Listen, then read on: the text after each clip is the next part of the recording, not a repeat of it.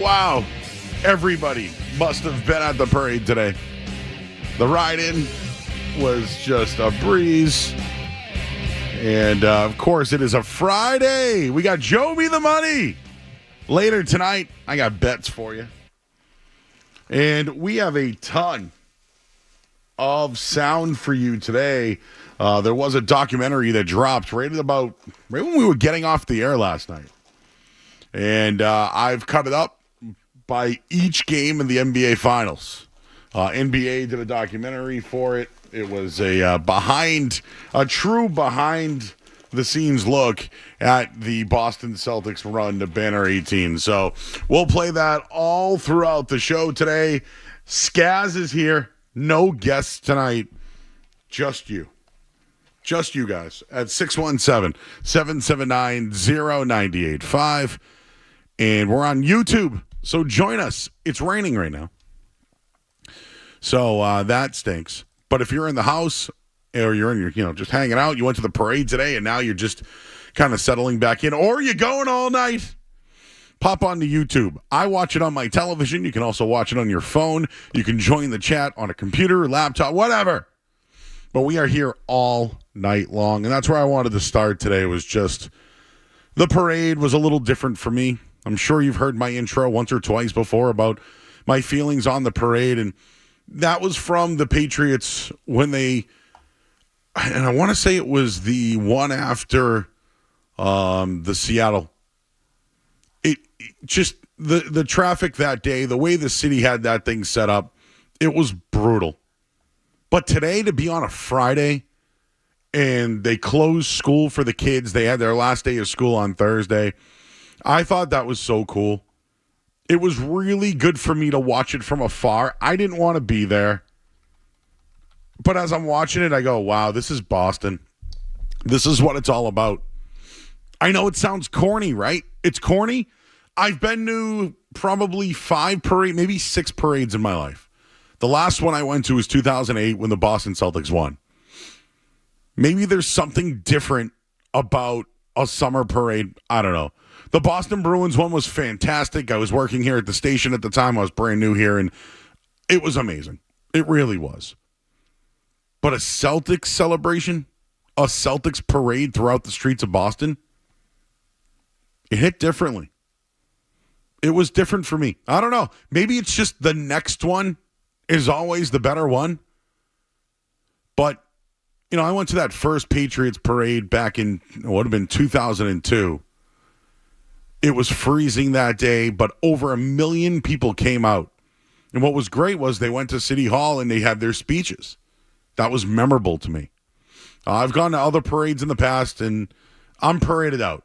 I'm out on parades, but you know what? After today, if you want to show out for your team, have at it. I think it annoyed me, and the city didn't set it up right. But today it was absolutely perfect. The scenes, the helicopters, the duck boats, seeing the old Celtics with the new Celtics and all their family included. Derek White throwing Sam Adams beers into the stands or into the fans along the sides. It was really great to watch. Boston came out for their team today. And I feel like that experience will go a long way. You can't, how do you live that, right? How do you explain being at a parade where people are celebrating you and it's all love? How do you explain that feeling? I don't know. I don't know if the Celtics can either, but I'm sure they want it again. And that's why I'm starting the repeat thing. I'm big on the Celtics repeat. It's not because of the competition. It's not because of, the fact they're ahead of the salary cap or anything like that. The Celtics just are the best team in the NBA. Jaylen Brown and Jason Tatum just may be the best duo in the NBA. And them experiencing that today, I feel like they want to feel that again. And maybe it is true. Maybe I answered my own question. But when it comes to parades, and the sights and the sounds and the visual from today, maybe the next one is the best one. Your thoughts on that at 617-779-0985. We have tons of sound. NBA did a documentary regarding the NBA Finals. It's really good.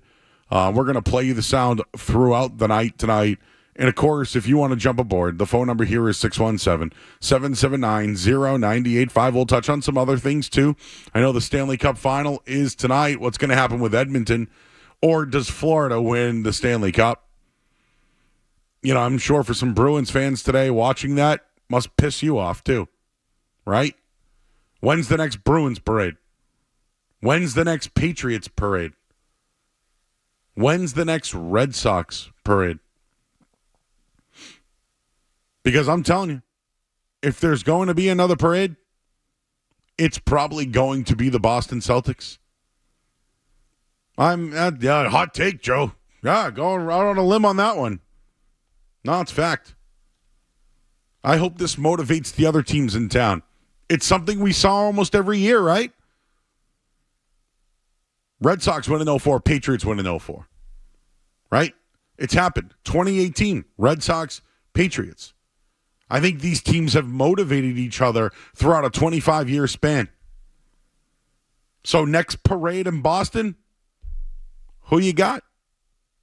For me, it's the Boston Celtics. We'll lead it off there tonight at 617-779-0985. Michael Hawley over at NBC Sports Boston, who did a great job today, by the way, on the coverage. I thought everyone had excellent coverage, including 98.5 The Sports Hub, who were down at Hurricanes today. Zoe and Beetle. I know Jim Louth was out in the crowd today, so props to him. I know Tim McCone had a late breaking news video that was out there that was very late breaking. But again, congrats to our entire team, everyone that was out there, our marketing team. Kelly Anderson, they had the posters. I'm sure you saw them all over the parade route today. So props to them, Mary, Rick, and everybody here at the station who did a phenomenal job of getting everybody in on the parade this week. And, of course, all season long, Skaz as well, the Jeremy Conley, Mark Capello, everybody. Dennis Knudsen, the Knudsens. It was a phenomenal year for us. I know Saron Battle's been on a ton with us as well, and all our other studio hosts, including Marathon Matt, who was just on, who went all night after the Celtics win. So we'll line them up for you. I'm Joe Murray. Skaz is here as well. You're listening to 98.5 The Sports Hub.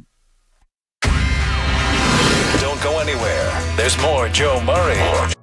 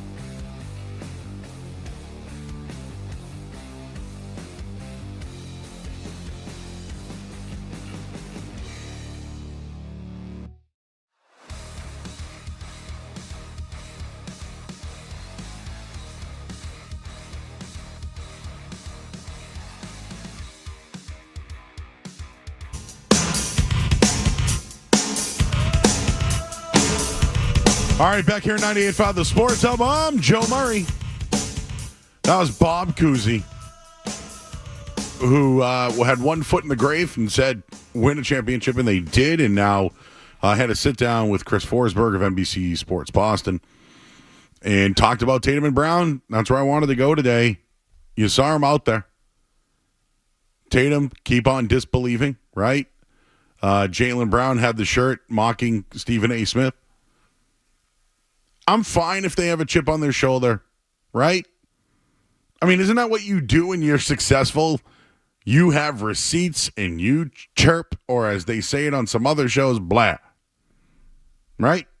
Just like if you're hanging out with your buddy and you have a bet, one wins, one loses, he's going to chirp you. Or your fantasy football team, or whatever. But let's be real. The Celtics were the best team going into the season. They were the favorites going into the season, and they blew doors off of every team this year. So that's all true, but there are plenty of doubters. Plenty. And sure, that's fine, right? This team needed a little something to prove, right? After blowing a Game 7 last year, being down 3-0, and they completely blew it. They would have been the first team ever to do it. But I kind of like Michael Hawley's take on it, NBC Sports Boston. I'll read it to you here. And you can call in at 617-779-0985. We met them 11 years ago this month. Even though we didn't know their names, all we knew then in June of 2023 was Danny Ainge traded away a couple of champions, Paul Pierce and Kevin Garnett, for a chest of draft picks that might develop into stars one day. And the Celtics Nets trade happened. Jaylen Brown was a 16-year-old kid in Atlanta. Jason Tatum was a 15-year-old rising high school sophomore in St. Louis. Ollie goes on to say it was a ridiculous plan for a championship rebuild. Trade two aging but proven Hall of Famers, sink to the bottom, and essentially wait for the kids to pull you back to the top. That's what happened here. Right? He goes on to say this would be a wait through driving lessons, prom, basketball camps and travel teams, recruiting, one-and-dones, meddling agents. This meant waiting out random lottery balls, salary cap clearing deals, a relentless passion for executives and fans alike that tempts you to stop waiting for these nameless, faceless picks and nudges you to cash out now for known players like Paul George, Kawhi Leonard, and Jimmy Butler. And how many times has somebody said, or have you heard in your life, when are the Celtics trading for Anthony Davis? I worked on the morning show here for a while, and every day, one of the hosts would say, when are they going to trade for Anthony Davis? And I look at it, and I stand here today, and thankfully they did not. Oh, they could have gave up on these kids years ago. They could have traded them for all of those names alike. Kawhi Leonard, Jimmy Butler, Paul George, all great players, right? But all players that are slowly phasing out of the league. I know Kawhi Leonard won a championship just a few years ago, and Paul George is in it but hasn't gotten over the hump, and I don't know if he ever will personally. I mean, how many more guys can he team up with and try to win? And Jimmy Butler's been there twice. He's now aging. Is he going to have a fallout in Miami? I don't know. But the picks became Jaylen Brown and Jason Tatum in back-to-back years. 27 and 26, right? Always unfairly linked. The success one often led to a conversation about shortcomings of the other. Who was the better player? Who had the higher ceiling? Who could be moved in a deal for Anthony Davis or Damian Lillard? I heard that trade rumor 1,000 times and I'm out. They look different. They sound different. They play ball different styles than riffs. They have distinct personal and professional outlooks. Right? On the court, off the court. But now, has all that gone away? Winning an NBA championship and Jaylen Brown being the finals MVP? These guys were everywhere, says Michael Hawley. The unofficial and significant moment of control came in a press conference before Game 2. As a player, Jason Kidd saw things developing on the court before everyone else did. So Kidd, the coach, undoubtedly saw the Jays' offensive and defensive potential and how devastating it could be when aligned. The only thing that could stop it, ego and insecurity. Brown and Tatum pointed out kids' obvious attempt to divide them and wisely redirected the conversation. That redirection or even renewal is what local and national NBA fans will now have to adapt to with both Brown and Tatum. There's an NBA renewal that happens every June immediately after the finals. Like league personnel, fans alike, they've spent years developing rough sketches of who they think the NBA players and coaches are. From he can't win in the playoffs to he can't get the dog out of him to it's time to break up the Jays. 2 years ago, Tatum's profile said he couldn't step up when it mattered, most because of his poor shooting against the Warriors. Last year, Brown's left hand cornered the market on memes and YouTube shorts, etc. Where did it all lead to? A title. Today, as you watch the team from the parade or on your television, this team this year won 80% of its games, and their best players are under contract and still not even in their primes. The divorce talk of the past seems illogical, or at least historical, when the Jays argued with Marcus Smart in the NBA bubble following a playoff loss to Miami. They were 23 and 22 years old at the time. They were famously called out by Smart for taking too many shots. They were 25 and 24. They weren't exactly kids, but they also weren't done growing, learning, and ascending. Based on NBA history, they still might not be done. Where these guys have come from to where they are now, and this is an article from Michael Hawley here, and I completely agree. For the first time in their professional lives, they'll watch contenders, especially in the East, make moves to chase them, right? To try to match up with them. And we're going to do that all summer long of who will now do that. But right now, Celtics are the best team in the NBA, and it's not going to stop. It's not going to stop.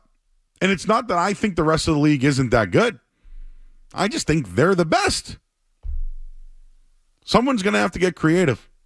But looking back at this team and these two guys from their journey, Jaylen Brown, Jason Tatum, are the words of Michael Hawley here, they rewrote and uploaded their new basketball story. The title, Brown and Tatum, Tatum and Brown, the Jays. Hell, maybe the title is the title. And now it's our turn to respond to that. So a nice little piece there from NBC Sports Boston, Michael Hawley. But a new title, how Tatum and Brown rewrote their legacies in Boston. They absolutely did that this season. Let's hear from you guys at 617-779-0985. We'll start it off with Tom. He's in Westfield. What's going on, Tom? Joe, I got to tell you, listening to that intro, talking to Skaz and McHugh, it's so much fun being able to talk to you brain surgeons. And before I tell you why Indiana was the finals and there's going to be big adjustments in the West, when you asked how do you explain what happened today in Boston, I explained to a young child today that, this is the result of what you saw Tom Brady say. When time and patience and training, if you keep trying to do what's right, you're never really wrong, and it's going to pay off. And to think what Ainge did back then, what you just said, how Tatum was a sophomore and Jalen was 16, and the convergence of what Brad Stevens did to bring this awesome addition of Holiday and the Giant, Porzingis, the convergence is mind-boggling. In their seventh season together, 107 games, they're the seventh champion. And it's up to us to realize that the West is going to have to make adjustments, because when you look at the competition and the way we beat people and the amount of points is the record amount, this is the convergence of, as the older giants and dynasties are fading out, we're just beginning to come up. So those two things together, that's the most highly and most probable. To end the point, it's like when there's the annual spring launch of the Seagulls, and the sharks start swimming like 6 weeks early, and the ones that make it are off, and the ones that don't are fed, and that's the agony of defeat and the victory of beauty. It's how you handle it and what you look forward to, and we have a lot to look forward to. Thanks, Tom. I like the shark and seagull analogy. I'll take that one any day. Who's going to survive? Celtics are the ones who have been. Things can happen, right? Porzingis might not come back from injury. Could Jason Tatum go to off-season surgery on his wrist and miss time? Could something happen? The Ime Udoka thing happened a few years ago. Could something else happen? But I don't know. Watching today, felt like there may be another one coming around in no time. Bill is in Taunton. Hey, Bill. Hey, I completely agree with you. I mean, things could potentially happen, but what made this title so sweet, in my opinion, is the fact that it happened at a time in the NBA where everything seems to move so quickly. Like, if you look at the last 7 years or so, I can't think of another duo off of the top of my head that has actually stuck together the whole course other than like a Steph and a Clay. Yep. And it took them a while to get their first ring too, but they built that roster in a way that complemented those guys and they stuck the course. And look at what they were able to produce. The NBA just doesn't operate that way for some reason right now. People are looking for results so quickly, and that's why you see the movement. And just seeing the Celtics stay the course and win this first one with these guys makes it so much sweeter to know that we didn't jump on that first deal to dish out Jaylen Brown or to bring in somebody like a Kevin Durant or make any of these splashy things that other teams are doing that clearly is failing. Yeah. So to me, that's a perfect recipe for success for the future. And I was just going to bring up, when Holly's argument in that case is Jason Kidd must have realized in that first game, man, we got nothing on these guys. You know, and the one thing he looked at it was, we got to bring up these two guys. Can they win together? Try to get in their heads, because that's all they had. They didn't have the skill on the court, so they tried to hit them differently, and that's why I got a little, upset about not doing research and everything. These guys have been really good friends. Like Jason Tatum said, "Hey, I want to keep Jaylen Brown," and I do remember years ago Marcus Smart saying they take too many shots. I mean, who looks wrong in that case right now? Right. And the fact that they actually trained together last summer and they spent that entire summer together in LA kind of was also a nice kind of bringing the two together over the years and just saying, like, screw it, man, we're doing this thing and we're putting in all work. So I'm hoping we're seeing the same thing coming up. Thanks, Bill. Yeah, I got to tell you, the Jaylen Brown thing being drafted first, taking a little bit longer to develop while Tatum was the next pick and was already seasoned almost. It's worked out for the Celtics. They got him under contract. Maybe he didn't deserve it. At the time, it was mostly on potential. They had to do it. But now that Tatum's getting that deal and the two of them together, they look like geniuses. At least Danny Ainge does. And now Brad Stevens. 617-779-0985. Talk about keeping the teams together. Well, there's a report about Derek White. And we'll get Skaz's thoughts on the parade today as well. We're here until 11 o'clock tonight. I'm Joe Murray here in the Sports Hub. Sports Hub headlines. All right, there was a parade today. A lot of people were there. A lot of people didn't go to work. But we're here until 11.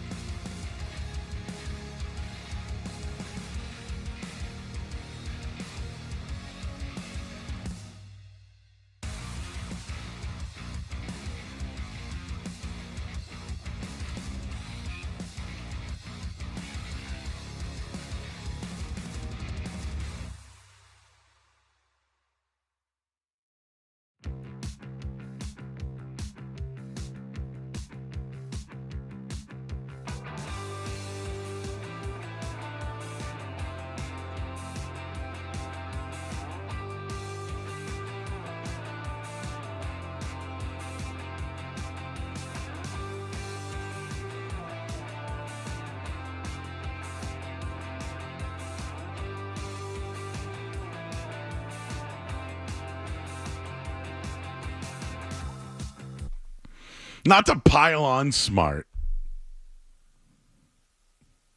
That guy, he wasn't going to win here. Can you actually believe that he prevented the Celtics from winning? Now, you know what I'm thinking now? I loved Nomar Garciaparra. Loved him. But when I think about it, he may have prevented the Red Sox from winning a World Series. I don't know if I'm going on a limb by saying that, but Marcus Smart prevented the Celtics from winning a championship. Now, granted, I will tell you that in 2022, they had the Warriors against the ropes, and, Tatum and Brown both could have played better. So, am I putting a little bit too much on Smart? Yeah. But for my argument's sake, and for the fact that they've won a championship today without him, let's go with it, because we got to do a show today, right? Marcus Smart prevented Jaylen Brown and Jason Tatum from winning a championship and playing together. Marcus Smart was a reason why Brown and Smart fought. Some of the discourse between the Jays, between Tatum and Brown, was because of Marcus Smart. Let's just call it what it was. He thought he was the captain. He thought he needed to be the alpha because neither of the other two could, and it got in the way. Oh, they shoot too much. Who took the final shot in Game 6? It was Marcus Smart. And I'm sure that maybe he felt like the other guys couldn't do it or didn't want it. That was the problem with the Celtics. And wow, they made a trade for Kristaps Porzingis. It was supposed to be Malcolm Brogdon. Deal didn't go through. Brad Stevens said, no problem. We can get Porzingis. See ya, Marcus. And I waited, and I waited, and I waited for Jaylen Brown to comment about it. Every single Celtic commented about it. Oh, I miss my guy. That's smart. Whatever. It took forever to Jaylen Brown to come out, and he finally did. So I took the L when he finally did, but it took a while. Come to find out, it was him and Jason Tatum together, working out together, because they wanted to win together. So weird Marcus Smart take. Oh, they take too many shots. Yeah, why? Because you can't get yours? It's taken away from your shot selection now, Marcus? Is that it? Or you're playing all the defense while they shoot? What's wrong with that? Isn't that what teams do? Isn't that what Drew Holiday did all season long? Isn't that what Derek White did? Derek White went on the bench because of you.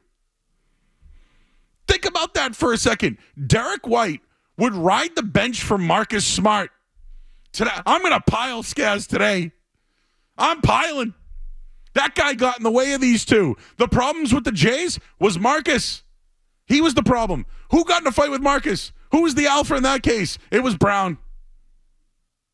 So, although he's not going to get a ring, and everyone liked him and he was a fan favorite, let's just be honest with each other. He was in the way. He was in the way. He is out, and they won a championship. And they got damn good replacements for him. Trading him for Porzingis and then acquiring Drew Holiday? Oh, looks like a hell of a deal. Oh, and both guys that were traded for both have extensions. How about that? How you doing today, Skaz? What'd you think of the parade? Yeah, it's always a good day when it's parade day. It's Friday. Not much to complain about. I had nothing to complain about. Then I just went on this Marcus Smart rant. Yeah, Smart will do that to you. I'm not a Smart. Listen, I never liked Smart. I never did. Like, I thought as a number 6 overall pick, he should have been better, right? It was a weaker draft, but yeah. I mean, if you look at that draft, 6 is like, they did pretty good. But I know what you mean. They tried. They thought they could get to finals with him. They did. But no, in reality, this whole discourse about the two players, can they win? Can they do it? He had a lot to do with it. Now that they're out of it, did you notice that this year? No. Did you think about Marcus Smart once? Besides, man, he was really in the way. Now that they've won and they celebrated the championship today, I can firmly say that guy was in the way of Jaylen Brown and Jason Tatum.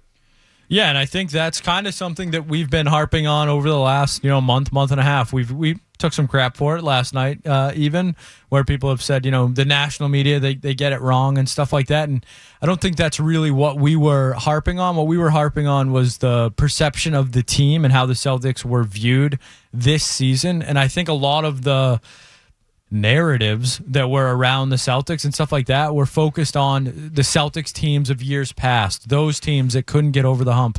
This was a completely different team because of Derek White starting, because of Drew Holiday, because of Kristaps Porzingis. So I think that's where, me and you, what we have been saying is different from, what the perception was and the predictions and all that stuff that we don't care about. It was just they were being graded on the scale of Celtics teams in the past, and this team was very clearly all season not those teams.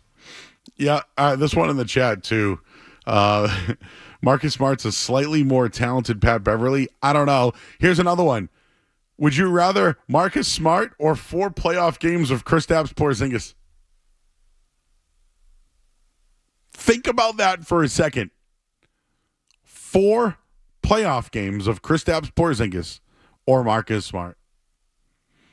That's all I have to say. That's all I have to say anymore about the man named Marcus Smart.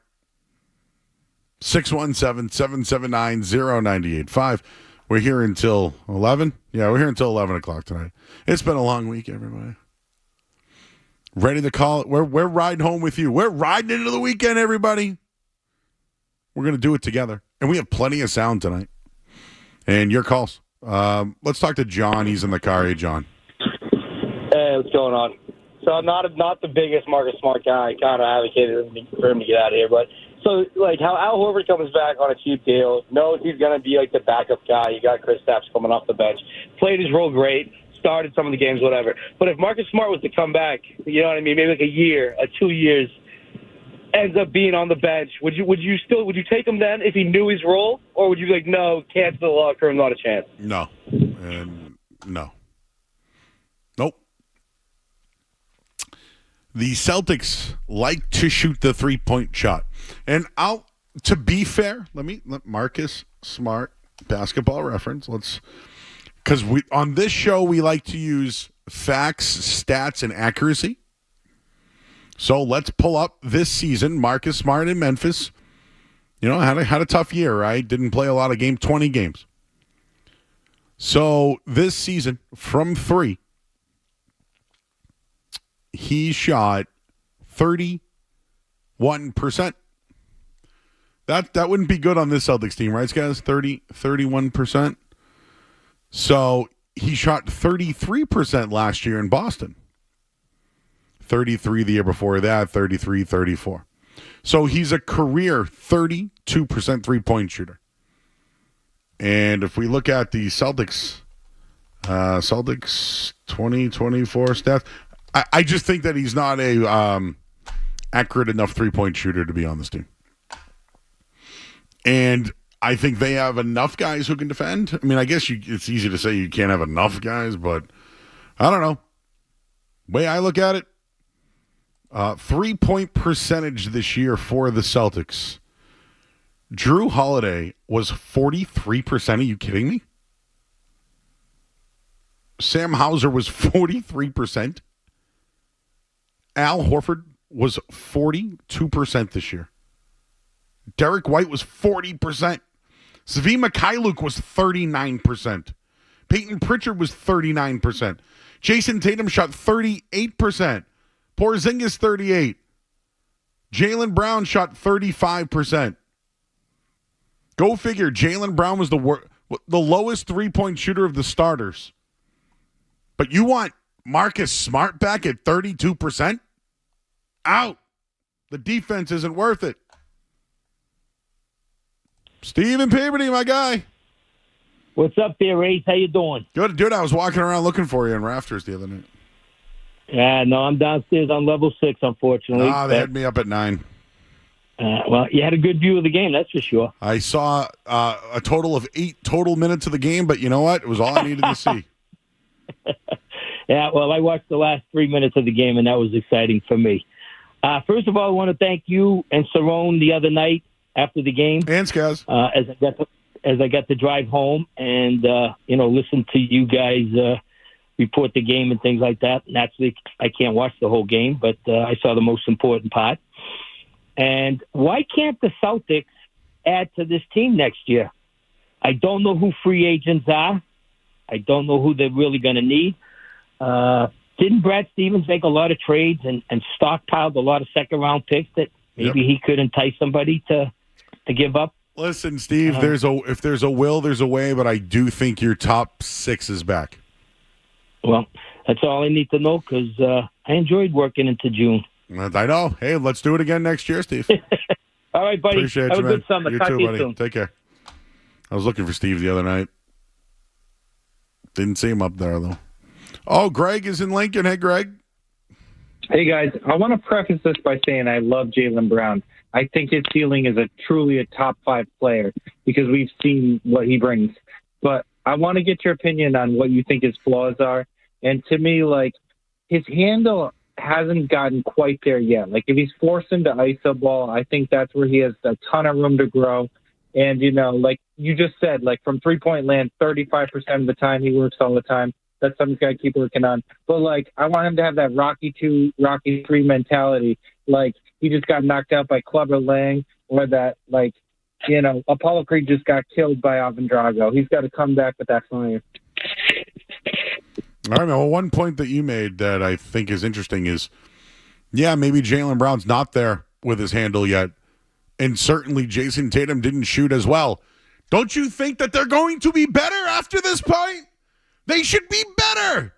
I'm losing my voice, so that's why it sounded weird when I yelled like that. Brown played at a top-tier level. Can he stay at that level? That's a question that he needs to answer, but you know what? Guy's confident. And I think he's continuing to ascend. Tatum, he's been good. He's just needed to really fill out. His turnovers are less. But when he shoots the way that he can, and here's another thing. He's so much better in the post, having played the 4 for an entire season and really having to get on the boards. He could be even better if he, worked around the basket a little bit more instead of shooting the threes. They can only get better. That's why I'm #repeat. 617-779-0985. We're here tonight until 11 o'clock. And coming up on the other side here, there was a visual that I completely forgot about when it came to the Celtics drafting Jason Tatum years back. And it was a blank space, if we could use an analogy. And I wanted you to hear the audio. Again, NBA TV did a documentary on the Celtics winning a championship. And we got the audio for you all night long. We'll play a little bit of that coming up next. I'm Joe Murray here on 98.5 The Sports Hub. More Joe Murray coming up on The Sports Hub.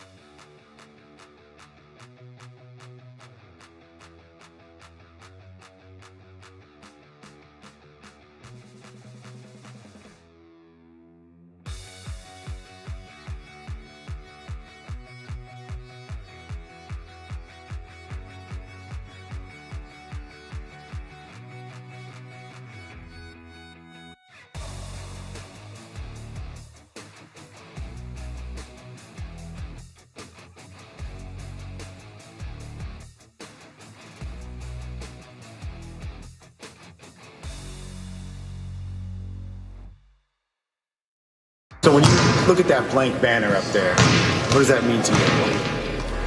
I mean, that's the blank banner is what we're chasing. Trying to get number 18, trying to add to the ones before us. We're trying to make history.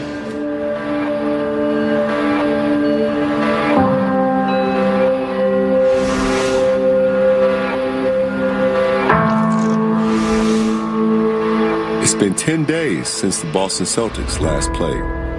They've had a chance to refresh, refocus, and most of all, reflect, especially on the long and difficult journey to get here. Appearing in the NBA Finals is one thing. Appearing as the Boston Celtic is another.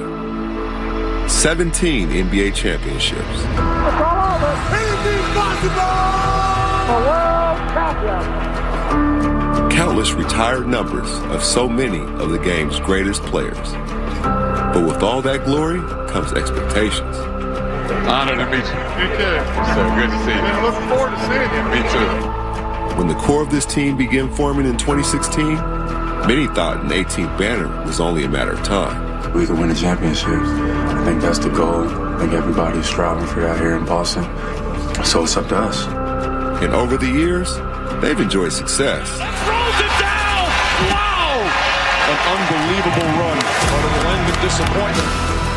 But they're still in search of that ultimate prize. A team haunted by a championship celebration that took place in the visiting locker room of their own building.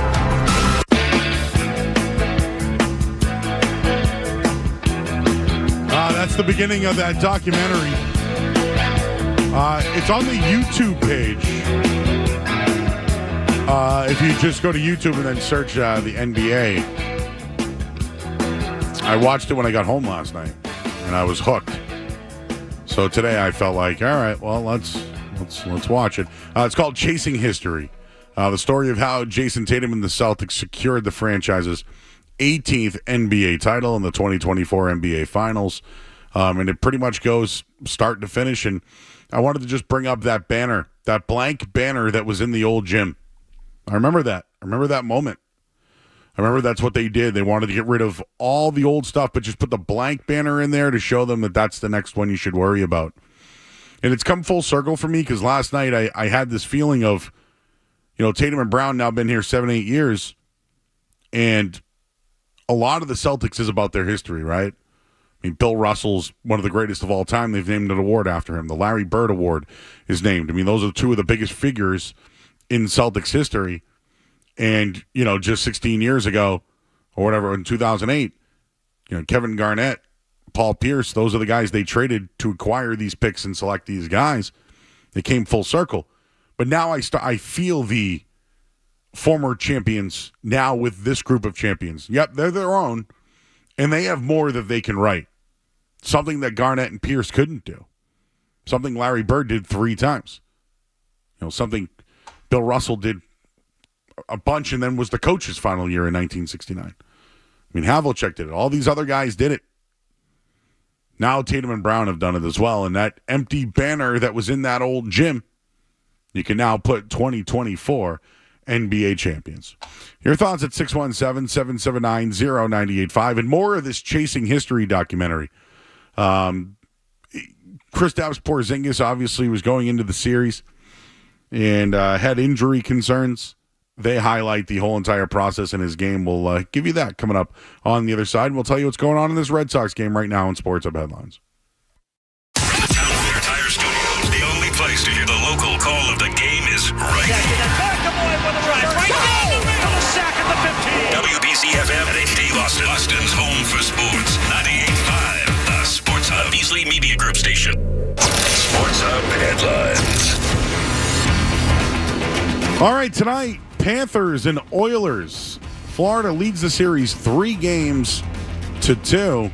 See if this game can be extended to a Game 7. If not, Florida will be your Stanley Cup champions. Red Sox in action right now, going for 6 in a row. Well, they were up after a Connor Wong home run, but Cutter Crawford's given up 3 consecutive solo home runs, or 3 solo home runs, not all consecutive, but Reds lead 3-2 right now. Top of the 4th inning.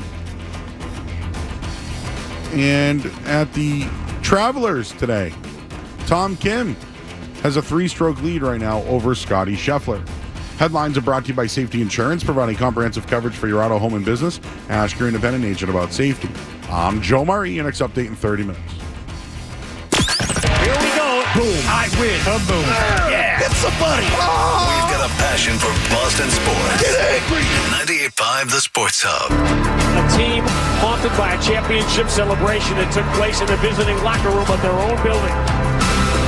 They could finally have vengeance. From day one that I walked in here, it's like a shot of responsibility that you get to wear those colors proudly and go out there and play as hard as you can. Let's go Celtics! From the TD Garden in Boston, Massachusetts. For the 23rd time in franchise history, the Boston Celtics take the floor in the NBA Finals. Yes, it's that time. Ready to go, ready to go. Boston's challenge? Taking on a red-hot Dallas Mavericks team, intent on making history of their own. A decided underdog as the Mavericks try to become just the second, fifth seed or lower to win an NBA championship. It's a battle of the dynamic duos, but different flavors. It's battle of teams. Because now you know how guys put the ball on the floor. As Kyrie's saying, it is a battle of teams. I think this place is going to rock with an energy. It's already going to be hyped up. Kristaps back after missing 10 games, after missing 40 days. It's going to inject a little bit of energy into this team. Hell yeah, brother. Hell yeah. Biggest stage. Here we go.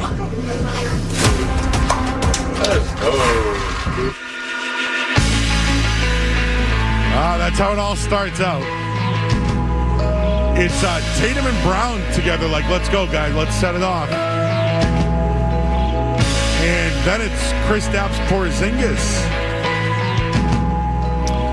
saying there's no bigger stage than that one. And we all know how game one was for Kristaps Porzingis. We're here until 11 o'clock tonight. Your phone number is 617-779-0985. See guys in the chat tonight. KB's in there.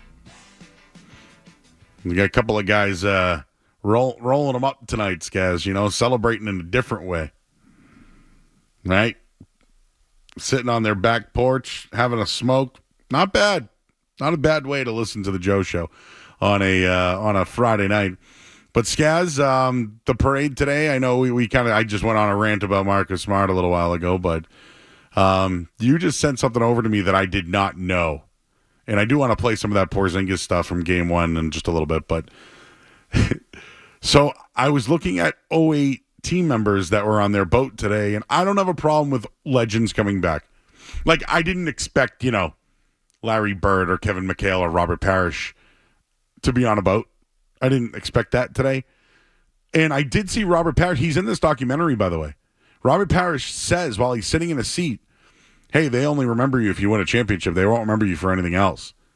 I didn't put it in the audio, but I thought that was worthy of him saying that. I think the only one we didn't see was McHale, which is interesting, but never mind. Side topic. But anyways, so who was there today from the 08 team? I saw Paul Pierce. Paul Pierce was definitely there. I saw Brian Scalabrine. I saw Leon Poe. I saw Eddie House. I didn't see Garnett or Ray Allen. But according to somebody, there was a certain Celtic from the 08 team that wasn't invited to the parade today? Yes, that would be one. Kendrick Perkins, I believe, was told thanks, but no thanks. Funny he's not on NBC Sports Boston anymore either, huh? I don't know the reason for that one. But I go back to the one where if you put a bird in Joe Mazzulla's brain, what was he trying to say there again? The bird would fly backwards, I believe, is what he said. So if you put Joe Mazzulla's If you put Joe Mazzulla's brain in a bird. Okay. That's what Perk said. Joe Mazzulla's brain in a bird, the bird would fly backwards. That bird might also win an NBA title. Who would have thought that a bird brain could win an NBA championship as a coach? Has Perk gone heel? Like, he's a Celtic, but, like, is he? Because he played for the Thunder and he played for the Cavs, and I don't care where else he played. I don't mind his he is a little controversial, which is why I think he's worth, watching every once in a while. He's not afraid to go at anybody, but was asked not to come because he's probably a part of that media cartel, right?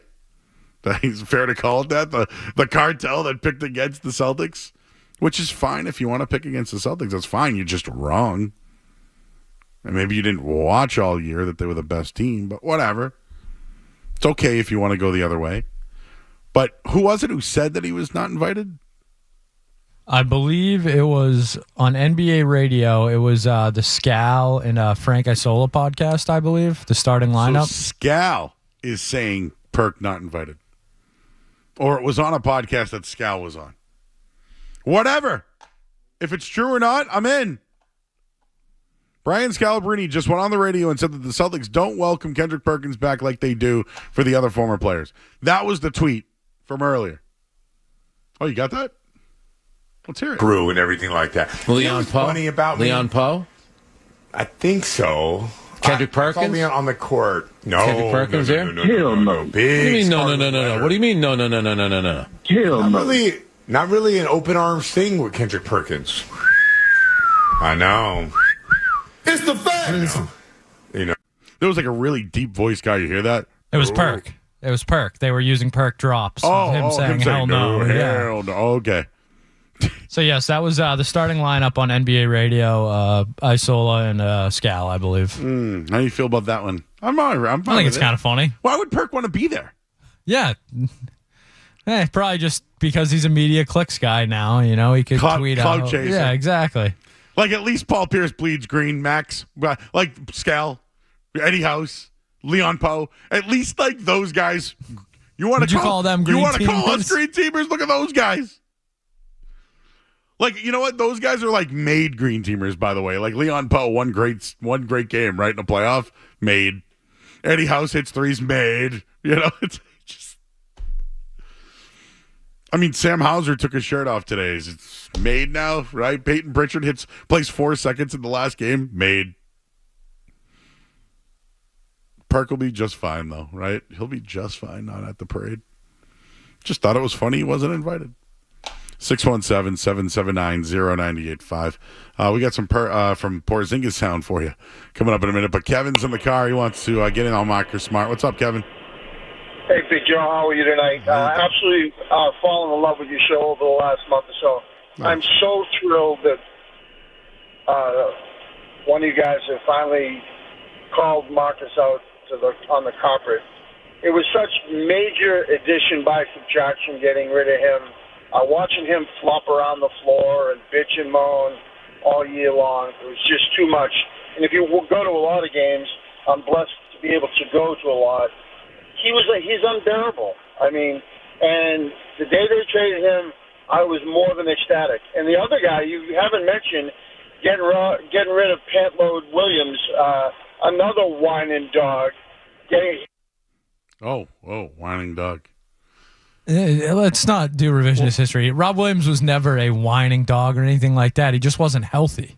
He was a good player when he was out there. And now Marcus Smart sucks. He doesn't suck. He was just a bad fit on this team. Let's not get crazy. The Celtics are better without Marcus Smart. They're better without him. He doesn't suck. And Robert Williams. And Robert Williams, who also doesn't suck, but he also can't stay healthy. Yeah, they just couldn't depend on either one of them, I feel like, in any... Rob Williams tried everything he could to be on the floor. He was just hurt. Yeah. It's not fair to him to call him a dog. Porzingis tries every time too, right? Yeah, and he didn't look great the last time, but it was enough. It was enough. Speaking of Porzingis, I thought this was great. This from the NBA documentary again, which I keep forgetting the name, Chasing History. Nice little review of what happened in Game 1. Let's play that audio here from the Chasing History NBA documentary.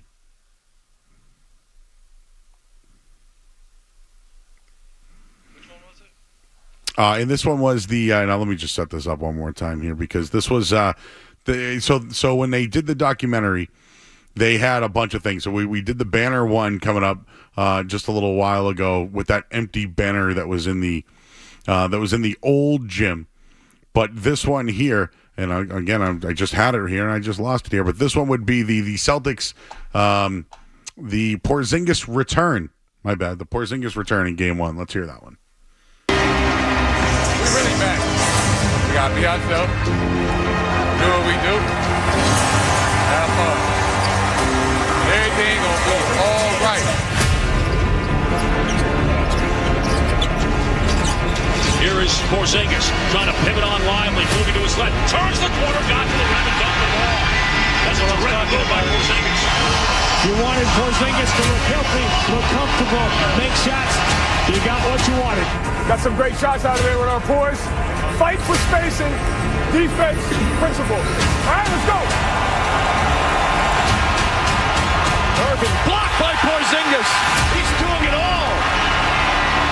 Here comes Josh Green, one man to beat, but it's a 7-footer. It's blocked at the rim, chased down by Porzingis. Kristaps Porzingis in 7 minutes.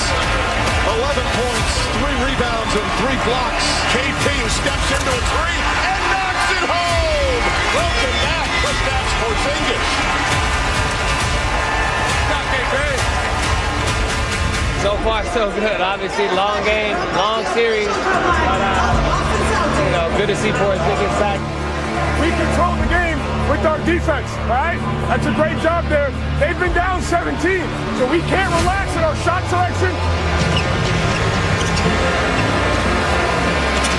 Jalen switches to the right hand, attacks the middle, and throws it down in violence. Thunder with the right hand. And the crowd delighted. A dominant first half right now from Boston. They've thrown some haymakers here in the first half.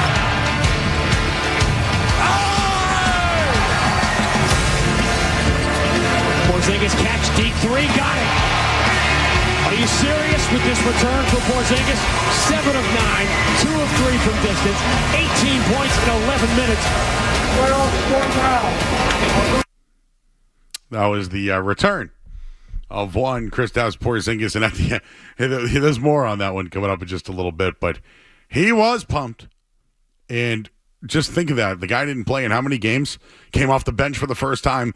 He's done it once in his career. Came off the bench and had that kind of impact for the team. Absolutely outstanding. So we'll have more on these. We got plenty of audio all throughout the night. We'll let you hear how the Celtics closed out Game 1. And maybe somebody from the station, a couple of guys from the station were on the documentary. We'll let you guys hear that coming up next as well. I'm Joe Murray, Skaz here as well. You're listening to 98.5 The Sports Hub. Don't go anywhere. There's more Joe Murray.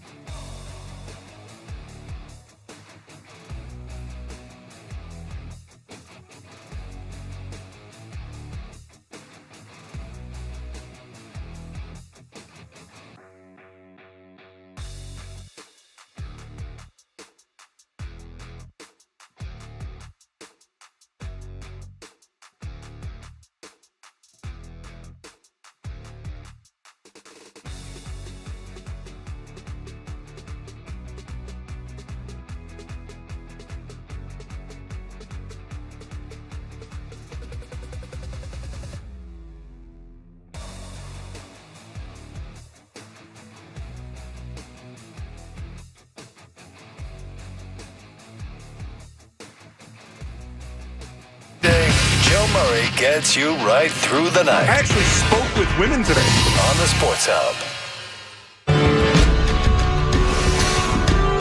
The Celtics taking game one of the finals, beating the Mavericks 107-89. Kristaps Porzingis 20 points off the bench in his return for Boston. Game 2 set for Sunday night. All over the city of Boston, you could sense the excitement of an NBA Finals appearance. Gotta get one more, baby. Let's go for it. Let's go, Celtics. Let's go. That's just another one in the rafters, man. Another one in the books, you know? That's what Boston's about. And take it home, Celtics. Everybody in Boston bleeds green. This is their team. This is the heartbeat of the city. And after a big win in Game 1, Celtics fans were feeling confident. Let's go to David in Burlington. David. I was just curious what you guys' thoughts were on Derek White's impact. He's efficient. He always defends well. He flies under the radar and doesn't get noticed. Porzingis was the shot in the arm the Celtics and the TD Garden crowd needed the most. Sunday, we're going to need our fans to be hype. It's not just team versus team. It's crowd versus crowd. It's the whole city versus the whole city. So we need everybody. Musings 1 hour from now. Oh, 9:50. Ready to wrap up this championship week. That's exactly what it was. Hey, did you hear those voices? They're in the documentary as well. It's called Chasing History. It's an NBA original on YouTube. And I heard the first voice I heard was Tim McCone. I texted him at midnight. I'm like, Tim, you made the documentary. So good for Tim. Beetle also making the documentary as well. So good on them. 98.5 The Sports Hub getting involved. Of course, they're friends with Joe Mazzulla. Joe Mazzulla is a weekly guest on their show. He's their friend. Why not? I know they text and go out to dinner together. And I'm surprised Joe Mazzulla didn't bring the trophy here today, Scaz. Where's that? I mean, hey, Joe, you're walking everywhere, bro. Why don't you make your way down to Waltham? Come on down. Maybe for one of those, Wednesday spots, he comes in over the summer. No, but come on our show, too. We might have to come in early for that one. Doesn't matter. You're more Joe Mazzulla. I will drink. We will have a Rhode Island night here. We'll do some Dell's lemonade. What else is big out in Rhode Island? Let's do it. Give me all the best meats and cheeses in the kingdom in Rhode Island. I want them all, even the lobster pots. You know what they do in there, the river out there. No, Joe, come and hang out. Bring the trophy. Bring the family.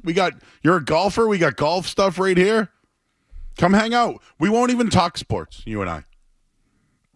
You just bring the trophy. We'll leave it right here. And we'll just hang out. We'll talk. We'll talk movies, Boston movies. We can talk high school ball. If you want to go West Virginia style, we can do that. Let's hang. We're here. So good on McBone. Good on Beetle. And why not just pay off the rest of the sound there? Because this is good. Oh, if you like the Celtics in this run that they had, this was just really a good die. I watched it twice. So why don't we listen to the Celtics close out the rest of Game 1 here, and some really good commentary. You'll hear Grandy in there as well. Team effort, the return of Kristaps Porzingis, a huge impact, and Boston takes Game 1. It was amazing. It was so good to have him back there. His energy was inspiring. The way he kind of jump-started that first half for us, how seamless his transition was coming back. Man, we needed him that. It's tough to not play for a month and then jump into the highest intensity game in the finals. I didn't even think about it. I was so in the moment and enjoying the moment and the crowd, and that's the best feeling. I had the most fun, and now we just have to keep going and take care of business. When our offense let us down, our defense kept us in. So we have to maintain that high level of defense. Our defense is going to win this. It's only Game 1. It's a series. Remember that, okay? It's a series. We got to get to work. Let's go. We can't be celebrating ourselves. I expect them Game 2 to come out with tremendous force and maybe try to hit us in the mouth. We just got to stay composed, and everybody got to be ready to go. Just hearing the fans go nuts when I was walking out to the tunnel. This gave me goosebumps, adrenaline was pumping. This is completely different than any other round, any other game. So much like energy, so much joy. Love it. Absolutely love it. Wow. The Porzingis stuff really is good if you watch it. Al Horford comes off the court and says Porzingis' performance was inspiring. And he was emotional. I don't really see Porzingis as an emotional guy. I don't. But this finals, he absolutely was. He was invested in this. I know he obviously had a major medical issue, but who's, by the way, felt him his whole career, but he wanted to be out there. He did whatever he could. But he talked about how it's different. This moment was different for him. They were inspired by him. He was inspired by the emotions of the crowd and the emotions in the moment. You also hear in that part is Joe Mazzulla says, we're going to win this thing by playing defense. That kind of puts the spell of three-pointers, right, guys? I mean, if you're listening to it, we're going to win this thing by defense. That's exactly what they did. They held the Mavs under 100 points in 4 out of 5 games. They won the championship because of defense. So maybe part of their math, because again, I think they won because of defense, but did they win because of math and defense? Like, does the math have something to do with their defense? I don't know. I'd like to ask that question if Joe wants to hang out here tonight and bring the trophy. I would ask him. Everyone talks offense. You guys won because of your defense. How does math and defense go together? I'd like to know that. Or do they? At all, for that matter. So I thought that was very good. And we have more on that. We got Game 2. We'll do that in the next hour. You'll hear a little bit of Game 3 because you'll hear actually some really good stuff in Game 3, and then Game 4 blowout. But we'll give you the rest. We're here all night tonight until 11 o'clock. The phone number is 617-779-0998. If I have any other takeaways from you, Scads, because I thought they seemed really inspired by Porzingis. That's why I wanted to play it tonight because, he did help them win the game. Jason Tatum said they needed him tonight. How could they even have expectations for him off that injury coming off the bench? Yeah, I think Porzingis was a huge part of the whole season, and just for him to get that moment, he deserved it. He worked really hard to get back there. It was, I think, one of the clips we played, they mentioned he was out for 40 days. So just to step into the biggest stage, in his sport at that time and deliver. Like, a lot of guys come back from injury and they don't look right, especially when they're kind of rushing back in a finals playoff situation. But he was all, that first game, it was storybook how he came in and just dominated. He played 20 minutes and scored 21 points, whatever it was. He was electric, had that big block, had a chase down and alley-oop. Like, this guy was out for 40 days? It's funny because Game 2 had a similar scenario, but it was the other guy that they traded for who did very well. We'll do that for you coming up in the next hour as well. And we got In or Out coming up at the end of the hour. We do have a Linus Ullmark update, and we'll have more audio for you all throughout the night from that NBA documentary. It's on YouTube. It's called Chasing History, and I literally posted it all night long. So, but what are your thoughts on the parade, Celtics? And we'll get into whatever else you want to tonight as well. Let's get to the Sports Up headlines right now. I'll tell you what's going on in Cincinnati right now as the Red Sox go for 6 in a row right now in Sports Up headlines. Sports Up headlines. Reds lead 3-2 right now over the Red Sox, 6th inning. Sox got a home run from Connor Wong, but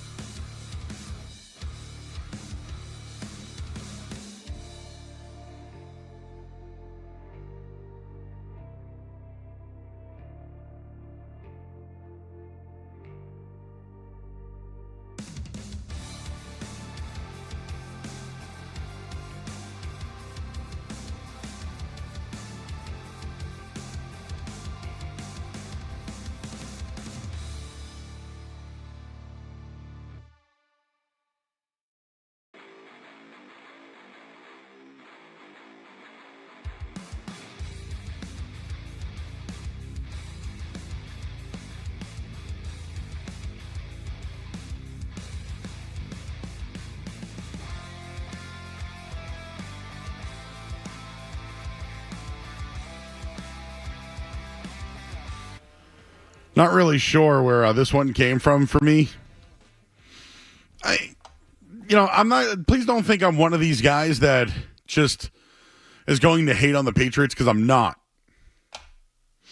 I'm not. But I feel like their roster is not good. I have a bet for the Patriots to be the worst team in the NFL this year. Plus 325. So that's at least where I stand when it comes to the Patriots. But the Patriots have signed an XFL player.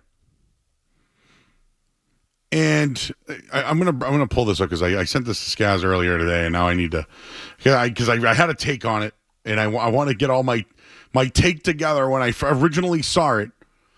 So let me just go back and repeat. And okay, so here's the deal: the Patriots' recent signing, XFL guard Liam Fornadell. Right, not a big one. Probably don't want it on the headline or whatever, but this dude has a pretty interesting contract. It's a 3-year deal worth under just $3 million. What are the Patriots doing signing XFL guys for 3-year, $3 million deals? And then he's going to make the team? Like, now the Patriots are just bringing guys in from the XFL, hoping you can hit on them? Now, listen. When Bill Belichick was winning championships and he brings in Stephen Neal or other guys, it works, right? Bill's the genius, whatever. But when Gerard Mayo's doing it, now you're giving guaranteed money to XFL guys who played in the UFL this year. Fine. But, like, they need help everywhere. Left tackle, certainly. Cole Strange is hurt, so maybe you need another guy there. All UFL team member, yeah. Oh, guess where he played before? Green Bay. Stinks. This move smells, Skaz. I sent it to you. This move stinks and smells. And when I tell you they're going to suck, this move, having an XFL guy on your line, out, you suck. Joe, is it progress to go from getting all Rutgers guys to getting all Packers and XFL guys, or does it feel like more of a lateral move? It's just, I'm telling you. Suspect? Suck. That's what I spell. Suck. They are going to suck. They can't find a left tackle, but let's go get the XFL's best lineman they have, or the UFL. Hey, they're trying, right? When you suck, you got to try, right? I mean, the look I just gave you, come on, for real? No, but I'm saying, like, instead of trying in free agency and paying for someone actually good, this is what they're doing. Yeah, there's this movie. Let me bring you back to a movie that happened in life, just to kind of, give you a reference. If the guy who serves water can hit hard, right? When you suck, what do? Hey, man, do you want to play middle linebacker for us, right? Not often does that guy who was pouring water turn into an All-American, right? It just doesn't happen often. But when you suck, and you're the worst team in the league, second worst or third worst this year, and you're not favored against anybody, and you have a bad offensive line, and you sign the UFL guy or the XFL guy, that doesn't mean you try everything. How about you spend the money or make a trade on something that you know? Or do they know him because he was with the Packers already? This move stinks to high heaven of suck. 617-779-09. Skaz with the when you're this bad, you got to try it. Like I said, when you're that bad, yeah. Dude, trust me. I've been there. I've been on teams in my life where man, that guy can kick. Dude, you want to play for us? I don't know if he can kick it from the ground or with a holder. I don't know. But, dude, I've seen you kick. Can you kick for us? I've been there before. Trust me. It's a chunky. Uh-oh, you got a chunky. Now I feel like I should look up this guy. I haven't. No. Where's he from? Where'd he grow up? I need a little more on this guy. Liam Fornadell is his name. Does he even have a wiki? He went to James Madison. I mean, they were a good team, right? He's 25. He played for the Winnipeg Blue Bombers of the CFL. All right. Does this guy have a wiki? Give me more on this. I can't even find info on this guy now. Oh, he played tackle in college. There's not even a wiki on this man. There's a Reddit on him. I don't know who the hell this guy is, but he looks like a champion. Who is this man? I don't know. The fact that the internet doesn't know about him, but they're going to give him $3 million. How do you feel about that? Anyways, I promised phone call, so here you go. 617-779-0985. Let's start with Ben, who's in Nashua. Hey, what's going on, Ben? Hey, what's up, Joe? In or out on beach, lake, and favorite food? Wait. In or out on what? No, that doesn't work like that. In or out on beach, lake? I mean, I'm in on both. He didn't set it up right. Because I could be out on something, but the way it was presented to me. That sounded more like a midday this or that than an in or out. Oh, is that they're doing that again? I believe it's the summertime. I think it's coming back. I would pick lake in that situation. But what was some of the recent this or that's?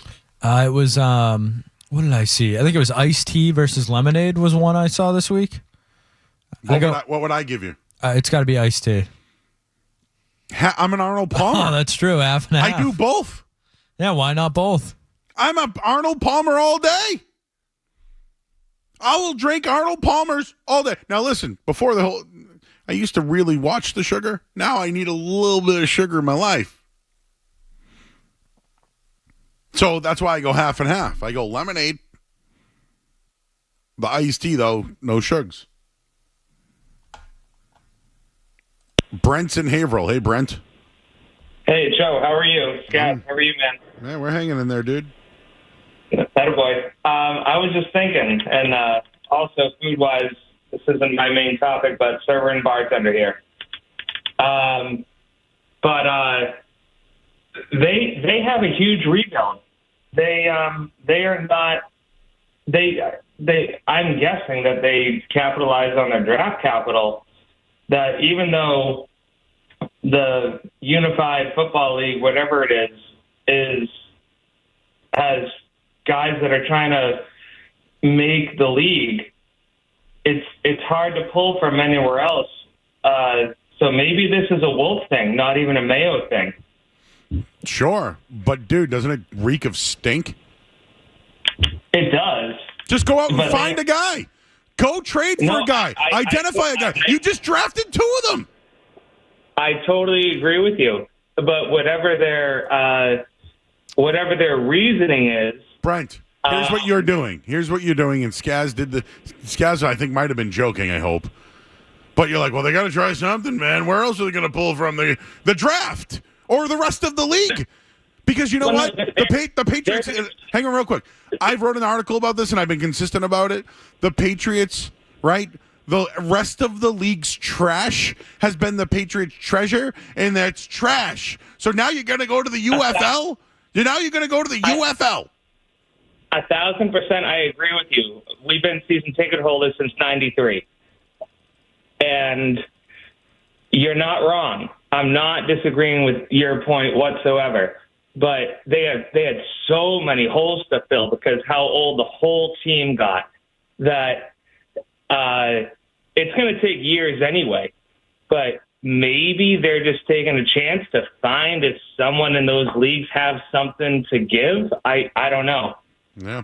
I remember last year they traded Pierre Strong, who they drafted. I do. For Tyrone Wheatley, and he never played. Yep. And then what did they do this year? They signed a free agent running back and then gave Ramondre Stevenson an extension.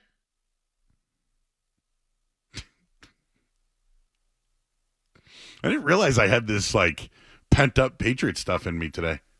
It's the Celtics parade. What am I doing there? No, for real. How much? You know what, guys? Now I got to look this up. How much money did Antonio Gibson get? Antonio Gibson, Patriots. We're just hanging out at the bar, right? Let's see what his contract. How much money did they give him? Okay, $11 million. So let's do Joe math. You ready for this? 11.25. 11.25. And then Ramondre Stevenson's contract. Ramondre Stevenson. Okay, let's just, this is just simple math, everybody. 36. Okay, so 11.25 plus 36. So let's do the 47. So basically, they have spent $47 million in one off year, one season, on a running back. On running backs. $48 million on running backs, everybody. That's what they've done with their money. But instead of finding offensive tackle help, they're going to the UFL and guaranteeing those people $3 million. It's whack. It is whack. It stinks, and it smells of worst team in the NFL. 617-779-0985. I could pull up the other running backs, too, if you want me to add up their money. Can you believe that? The Patriots have spent $47 million on the running back position this offseason. Yeah, I wouldn't say that it's exactly the sign of a good football team. $47 million. $47 million on a running back. Whatever. Let's get back to the parade talk.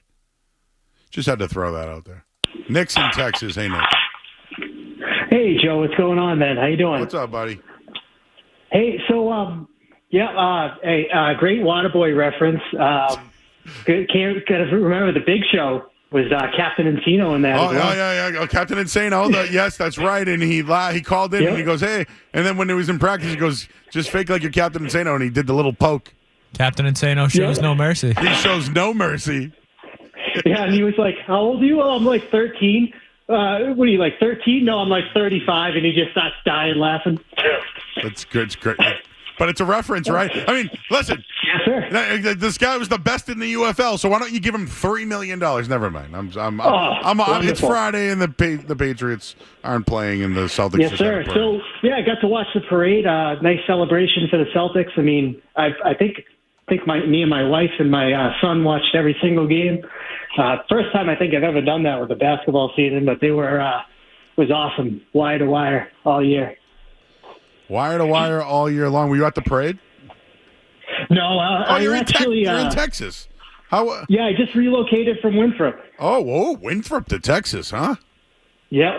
So you're not near the water. Jumping from the frying pan into the fire, right? You're not near the water anymore, huh? No, we're in San Antonio. Ooh, how's Wemby? Nice area, though. Wemby's a big deal, huh? You know what? I've been listening to 98.5 because the sports out here, it's not Boston, man. You know what I mean? They're not passionate like we are. Well, let me tell you something. Bruins. Let me tell you something. If you want to make an investment, okay? Yeah. I think Victor Wembanyama is going to be one of the best players in the NBA within the next 5 years. Yep, I think so too. So that's a guy that I would get in on, and people in our chat are saying that there's better barbecue in Texas too, or is it here? What do you think? Oh, the barbecue, man, is unbelievable. The brisket, I'm telling you, I think we've hit every single spot that's like within 5 miles of our house. Is the brisket burnt ends, or how do they serve it? Well, you can do the burnt ends, but a lot of time it's just they slice it by the pound, so they slice it right in front of you. It's unbelievable. Unbelievable.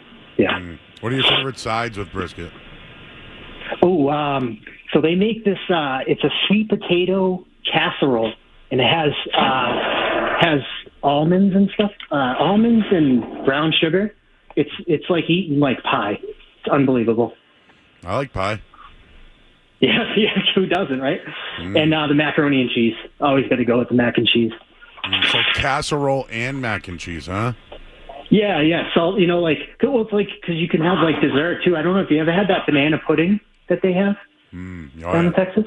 Oh, yeah. Oh, yeah. Love that, too. Yep. Oh, so what I was going to ask with the Celtics, like, now, I mean, I love this team from top to bottom. Like, what do you think about, like, trying to invest in maybe, like, I mean, I know it's going to probably be tough with salary caps, but, like, another guy off the bench, like a wing presence. I know you got Brissett, which I was kind of surprised. I thought they were going to use him a little more, but he doesn't really have the shot, the outside shot. I was wondering if there's somebody like a wily vet or something, you could pick up. I got something for you. We'll do that throughout the night. Thanks, Nick. Appreciate you, bro. Thank you listening in Texas. Skaz, we should do a segment called Right, where people just call in and be like, Joe, you got to try this. And just play me going, I have a feeling we have a lot of those calls coming this summer. When I asked him about the sides, he went right to that sweet potato casserole dish with almonds and brown sugar. And then he talked about the banana pudding. Oh. Need a little Celtics cookout at the end of the year, Just before everybody goes, just one last cookout. Oh.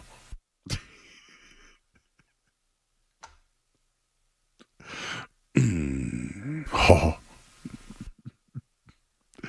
You know what we got coming up next, everybody? In or out next here on 98.5 The Sports Hub. Oh. What's it gonna be, McFly? Are you in or out? More Joe.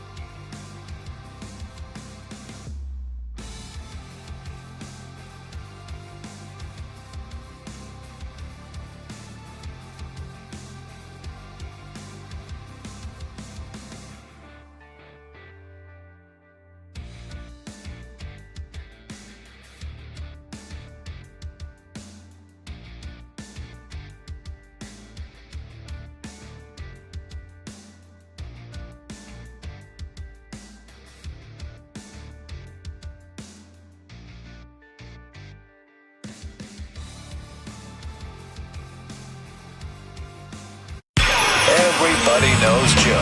Just keeps getting better. Joe Murray on 98.5 The Sports Hub. Are you in or out? Gotta know without a doubt. I'm the one you need for a dirty deed. I'm the best. Success is guaranteed. He just wakes up every day and is Stephen A. Smith and can get... And then, you know what? In a way, I kind of respect this man. But at the same time, like, he could get $25 million a year? So, like, let's say, like, Sirius Radio is like, we want to give Stephen A. his own show. He could get more than $25 million a year? What's Tom Brady getting again? So the report was that they offered him a 5-year deal worth $90 million, and he said no. $90 million? And he wants $25 a year. He's going to make what Bill Belichick made. Allegedly. $25 million a year? Hey, if the revenue's on his side, I'm siding with Stephen A. Listen, it's good for us if he gets the money. It's good for us. If only we had like a players union, a media union. No, it's good. Yeah. Force him to take the most money possible. All right, if he doesn't take the money with ESPN, who's going to give him the money? Who else could? He could do his own thing and make close to that. I bet. Like Stephen, like app? Just yeah, the Stephen A. YouTube app? Or whatever. How do we get that kind of money? Asking for a friend. Jeez. He's always working. Always. Always. All right, Joe, we'll stick with sports on this one. We learned, I think it was last week, that Conor McGregor would have to pull out of UFC 303. Well, we learned the reason why. Conor McGregor is rumored to have pulled out of UFC 303 due to a broken pinky toe. Joe, are you in or out on McGregor pulling out due to a broken pinky toe? Out. A lot of other fighters have come out and said they would have fought with a broken pinky toe. Out.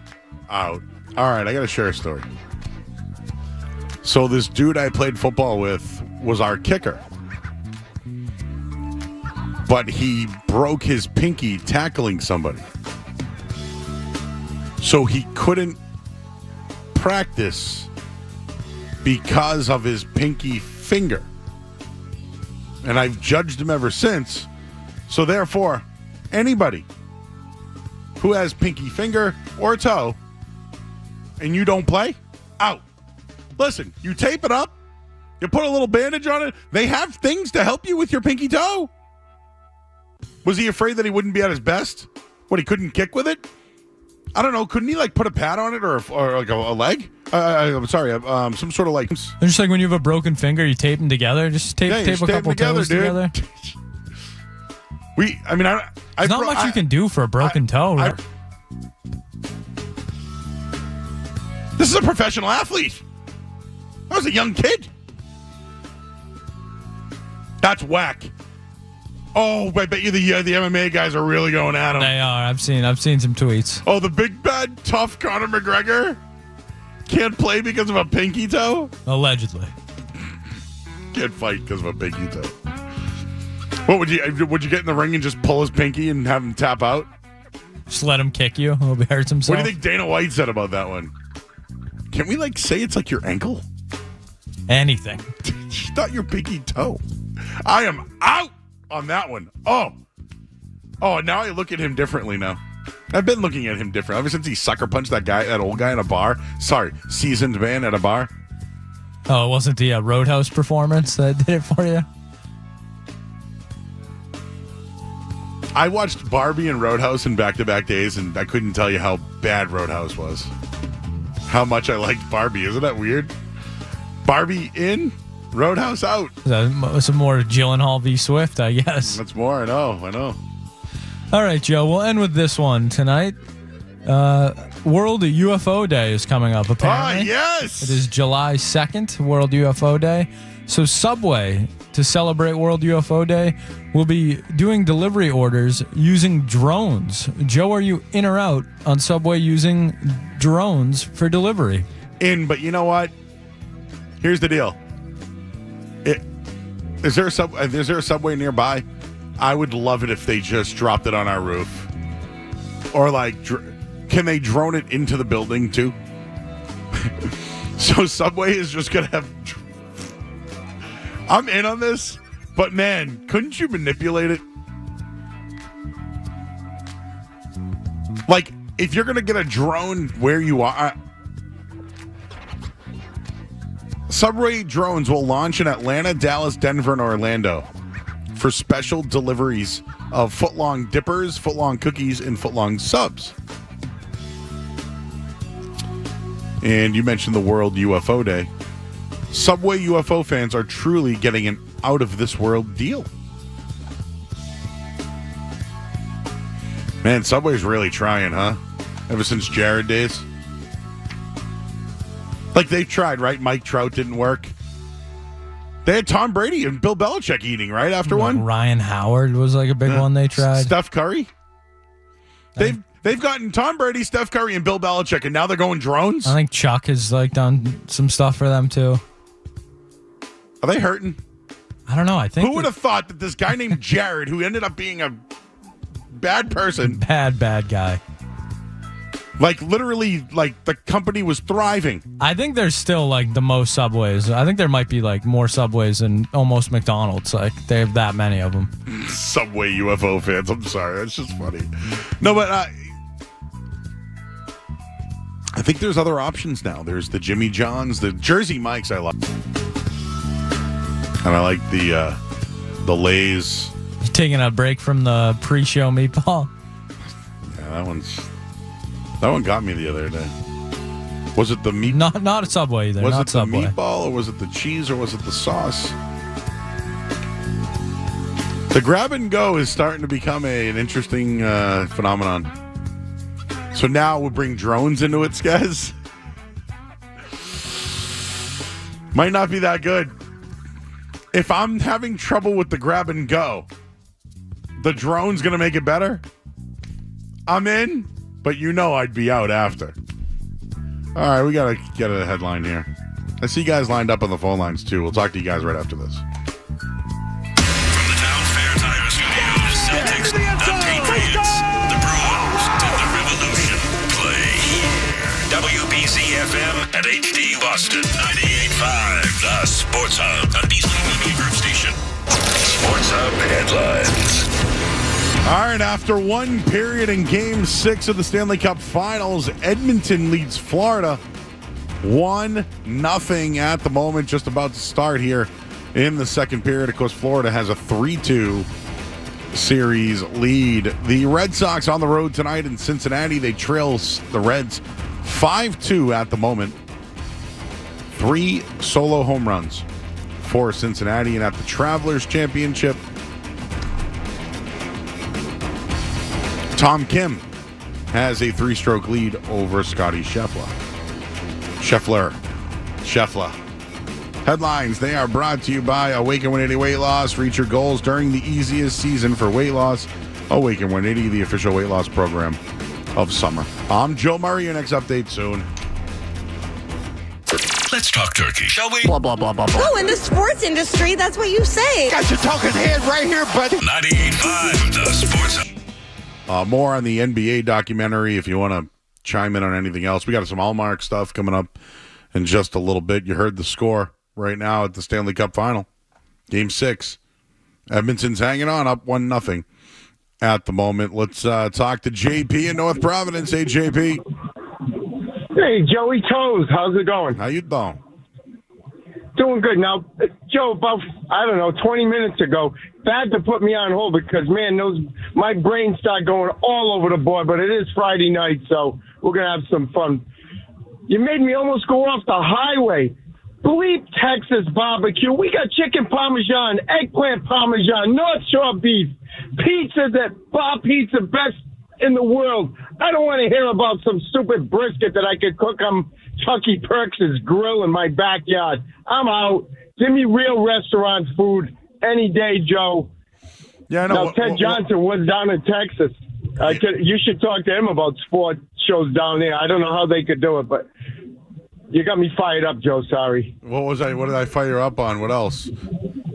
Well, no, just talking to the guy about the Texas and the brisket. Now, please, I want my food served to me, Joe. Well, you know what's that's funny? What chefs are for. Can I tell you something? When I go away every once in a while, you're right. Sometimes, maybe this is a comfort zone, but we have everything here. You want Polynesian, Damn Indian, straight. we got it all. Asian food, we have it all. Absolutely, we got it. If I want an $18 lobster for Banner 18, I can go get one. That's right. If I want to go get them, you go anywhere you want. Plus, you got Joe telling you where to go with it, Joe. So that's important there. I need a tip for Mission on the Bay for tomorrow night. Ooh, first time which I'm one? going there, and I just looked at the weather. Oh, yeah. Wow, I used to live right over there. Swampscott. My buddies own. Oh, I go to. You go there? Yeah, I used to live down the Andrea's street. Taqueria. Oh, very good over there. I love it. But I'm sorry, go ahead. No, Mission on the Bay is good. I will tell you this. My favorite pizza place, Detroit style, is right across the street called Volo. And I'll keep that in mind as we go there. It's more of a get it and then walk the beach kind of thing. That's what we've been doing, Joe. Nothing. Let me tell you, ice cream right over there, walk the beach, $4 tacos. You look like a king. Watch the sunset at Swampscott Beach there, right at the Red Rock Beach. That's seawall is. Yeah, Red Rock Beach. So I need a tip from Mission on the Bay for tomorrow. I don't eat the seafood. Dinner or lunch? Oh yeah, no dinner. Okay, I've had it there a couple times, so it's very. I liked the lobster crab cakes. Those are pretty good if you want a starter. Like that's a. No, I'm allergic to seafood. Oh, okay. So I asked they you. do have a bolognese that I've dabbled in before, and they have a blackened chicken sandwich that's very good. Okay, blackened chicken sandwich sounds good. As long as the weather holds out, I think it's supposed to be. Know what I had there that was really good? That they have a nice little rooftop. I got Korean beef tacos there, and they were fantastic. Yeah, we're going to try to hit the rooftop. We got a reservation, then you got to kind of put your name. I'll mention your name. Maybe I can get upstairs and get a rooftop. I don't know if they know me, table. man. I never got love when I went in there. All right. So now that the Celtics are done, by the way, running back, Ramondre Stevenson couldn't have done what I did, try to get out of Back Bay Station and get to Copley where I work now. I was pushing people out of the way. I'm telling you, looked like you know who that was running through the airport commercial. It's like, get out of my way with that green T-shirt. I have got to get to work. Talk about amusing. But I made it, Joe. I need a tip on the Red Sox. Give me something fun to start betting on the Red Sox. Give me some new lines. I need something to get through the summer. How about O'Neal to hit a home run every game? Oh, I could prop bet that, yeah. Pipes Even O'Neal. if he does it makes it fun watching. That's right. Pipes O'Neal, my man. Good luck tomorrow night. Thanks, Sean. I'll give you an update Sunday. Appreciate that. Will Thank do. you. All right. It's a great area over there if you ever get a chance. Swampscott, Red Rock, right next to Nahant Beach. Best Detroit-style pizza I've ever had across the street. Volo. Love those guys over there. Oh, it's the best. I'm telling you. Detroit style. I mean, you can tell they make it with love, too. Phil's in Bridgewater. Hey, Phil. What's going on, Joe? What's up, Skaz? What's up? So first time caller. I listen to you guys every night. You guys are awesome. Oh, thank you. So first, I got a restaurant for you, Joe. Norton, Massachusetts. Wendell's Pub. Yep, yeah, the wing place. I know it. Yep. Isn't it good? Good wings, yeah. Yeah, there's some other spots I like out there. But yeah, Wendell's is very good. If you want just a straight up buffalo wing, they're very good. The best is you can buy the sauce by itself and make your own. Okay. So that's pretty good. Yep. The other thing I wanted to tell you, pizza cupcakes sound amazing. In. And what about a chicken tender pizza cupcake? I'm in. That sounds amazing. With Wendell buffalo sauce. Oh my goodness, now you're talking. That's where it's at. All right. So the other thing I wanted to mention, the other day during In and Out, you were talking about Spaceballs too. Yes. I sent you a picture on your Twitter of my Spaceballs, the tattoo. Oh, you're the Spaceballs tattoo guy. That is me. Okay. So it was my buddy and I came up with the idea a few months ago, and his birthday was coming, so we went to the tattoo shop and got it done. It was a great idea, and we just ran with it. I can't wait for the sequel. Wow. Who do you think should play Barf? I don't think anyone should play Barf. Barf is the one role they can't recast. John Candy is just perfect. I want Rick Moranis back. I want Rick Moranis back, too. The fact that Mel Brooks is involved is a big plus for me. Let the Schwartz be with you. That's right. I can't wait. It's going to be fun when it comes out. I will call in after I watch it. Thanks, Phil. Appreciate you. All right, everybody. We got to take a quick break. Let's do more of the parade. Were you there today? Did you like it? Oh, I also wanted to have some fun with who could be someone who takes the next step next year in the NBA to compete. Who's going to take that next step? We'll do all that coming up next year on 98.5 The Sports Hub. Don't go anywhere. There's more Joe Murray. On the way.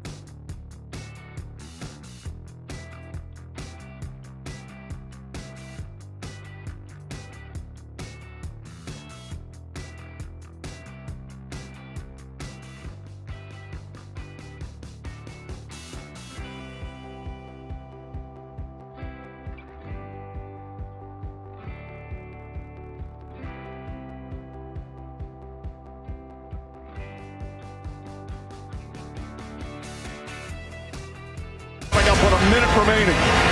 Tatum to the rim. Shot blocked. Derek Jones with the rejection. Here's Irving. Washington drive. Blocked by White. Oh, what a block from Derek White. Watch Derek White on this play. All-out hustle. This would have cut it to 3. That's a potential game-saving play.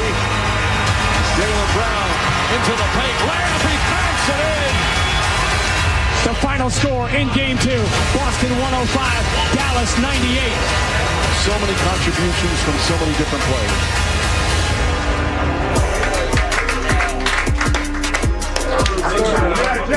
Come on, man.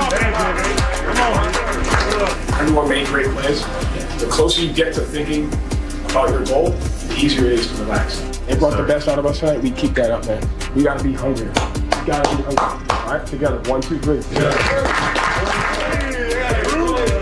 I'm here to win. I feel like they brought me here to win, and I'll do my best to do that. Being up 2-0 means nothing. Job's not done, and we have to do whatever it takes.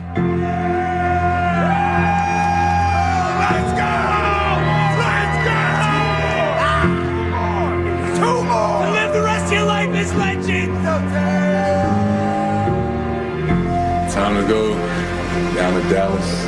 It's going to be a hostile environment. But it's going to be fun. We love to play on the road, take care of business on Wednesday, hopefully. Boston hasn't lost a game on the road yet this postseason. What specifically can you do at home to make things a little bit more difficult for them? It's definitely a great test for us. We got a great feel, a great experience here in Boston, what the finals is like for our group. Now we go home and just be prepared for another fight. Goalie situation with the Bruins and what's going on right now with Edmonton and Florida. Because just to get you updated on that, Florida scored a goal, Edmonton challenged it and won the challenge, so it's 1-0 Edmonton at the moment. Let's talk to Andrew in New Hampshire. He's at the parade. What's up, Andrew? Hey, what's up, Joe? How you doing? So I watched on TV today. I was there in 08. There were certainly more fans there today. But I had a question for you and Skaz. So, you know how Joe Mazzulla signed the ball and then got it right back to the fan? Oh, I thought it was great, man. They really just today they embraced it, right? I don't think they knew what they were getting into though once they were on that duck boat though. Absolutely. But the question for you is, because I asked my father also, what about there was a couple people that Jaylen Brown got it and Tatum got it from. So someone throws the ball, they sign it, and then they threw it to, because they're traveling on the duck boat, and then they catch it. What do? Do you keep that, or do you pass it back to the fan that threw it? Ooh. Skaz, what do you think about that one? Somebody throws Jason Tatum a hat to sign. Yeah, it looked like they were throwing him back. I thought they were too. Yeah, it looked like it. Now, if you were out in the street and you caught it, what would you do? I'm giving it back. It's the parade. It's all good vibes. Okay. There's a crowd there. What are you going to do? Run away with it? See where my brain always goes. That caller did that. He put that in my head. I also don't want, you're right. Good vibes. I don't want to imagine beating somebody up over a hat signed by Tatum. I'd do it. Let's talk to James, who's in Norton. Hey, James. Hey, how's it going, guys? I was thinking about that Conor McGregor in your in and out, and I broke my pinky toe last year, and I had to have a pin put in it. You can't really fight with a pin in your toe. Yeah, and but not only that, how do we know? How do we know that that's what he has? If you got a broken pinky toe, how are they going to fix it? I don't know, man. I broke my pinky toe and didn't need a pin. Like I said, if you put tape on it, though, wouldn't that inhibit make it easier for him to cut him? I don't know, but you have your toe injury and he has his. Toe versus toe nose, okay, bro? Toe nose. Now we're going to talk. Remember the Porzingis injury and the people talking about that? Now we're going to do toe injuries? Bro, it's your toe. It's your toe. So what, now he needs to rehab his toe so he can fight again and spin kick people? Are we going to be on toe watch now with Conor McGregor? What's up, Toey? How are you, bro? Toey McGregor.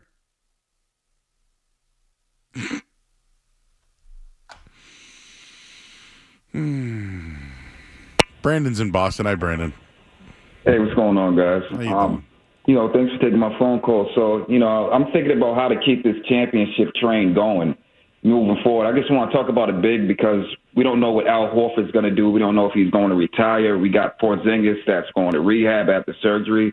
So I think a good trade, if Brad Stevens can pull it off, is getting Zach Collins from the Spurs. I mean, he's scoring 11-plus points per game. His field goal percentage is above average. His percentage is 48.4. He's rebounding with 5.4. His assist is 2.8. He's a versatile big that can shoot the three, can take you to the basket, can block shots, can rebound. That's a guy that I would go after if I'm the Celtics, if I'm Brad Stevens. I'll try to bring in Zach Collins. Oh, Zach Collins? Why would the Spurs trade you him? We put up a good package, and see if we can grab him. The Bulls just traded Caruso to Oklahoma, so, Yeah, the Bulls that's a good Bulls player right there. We wanted Caruso, right? So yeah, but the Bulls have a bad it shouldn't front be hard office. to get Zach Collins to Boston. Well, by the way, that Caruso-Giddy deal, I thought that was a terrible deal for Chicago. Yeah, absolutely. And the Spurs aren't doing stuff like that with Wemby in their backyard. Well, they need to build around Wemby. Yeah. What are they going to get, Jordan, Springer, and picks? No. Like if we're going to do the roster thing real quick here. The Celtics essentially could extend Hauser, right? He's got one more year left, or an option. O'Shea Brissett can opt in. And they're really going to have to make a decision on Luke Cornett or Xavier Tillman. I actually think Tillman's probably the better player. But they have bird rights, so it's not going to hurt the salary cap. Where Cornett's probably... Actually, I got to look that up. What's Cornett do? I feel like you know who wrote a good article on this one? Matt Doloff. He had a nice little article regarding the Celtics and where they're at when it comes to next season. But they have a few moves. Like, remember this year they traded Delano Banton and guys like that?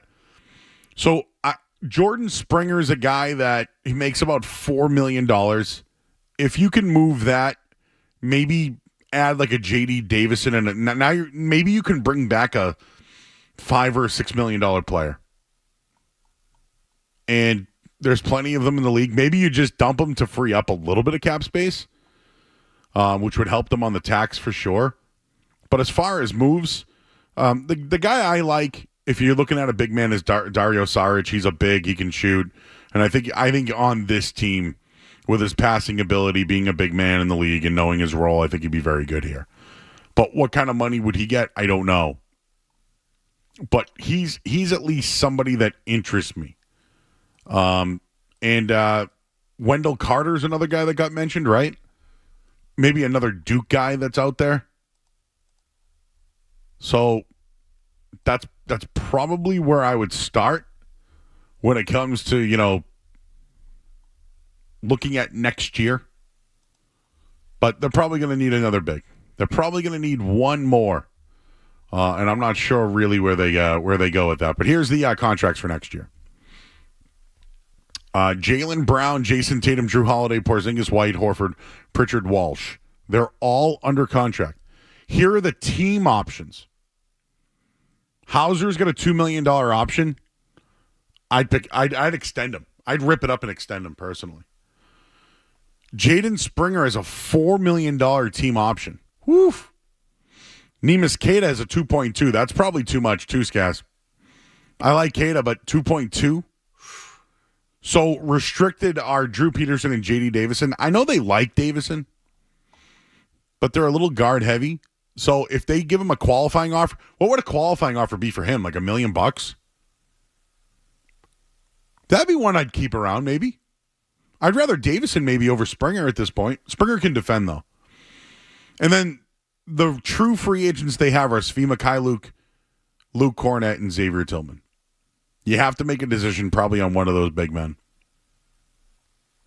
So that's the breakdown for next year. But team options, when you look at it, 4, 6, 8, it's $6 million between Keita and Springer. And if you add Davidson, can they get 2 players at $7 million and maybe swap guys? Yeah. They have some moves they can make. I'm probably sure they're going to save some money in the mix there as well. 617-779-0985. I got a thought on Linus Ullmark and what's going on with the Florida Panthers. We'll give you a score right now in headlines. Sports Hub headlines. The Edmonton Oilers are now up 2-0 in the second period. 10 minutes to go. They trail the series 3-2 at the moment. A goal was taken off the board for the Panthers, and they have 0 shots from their forwards so far, which is that's not good. It's not good. Know what else?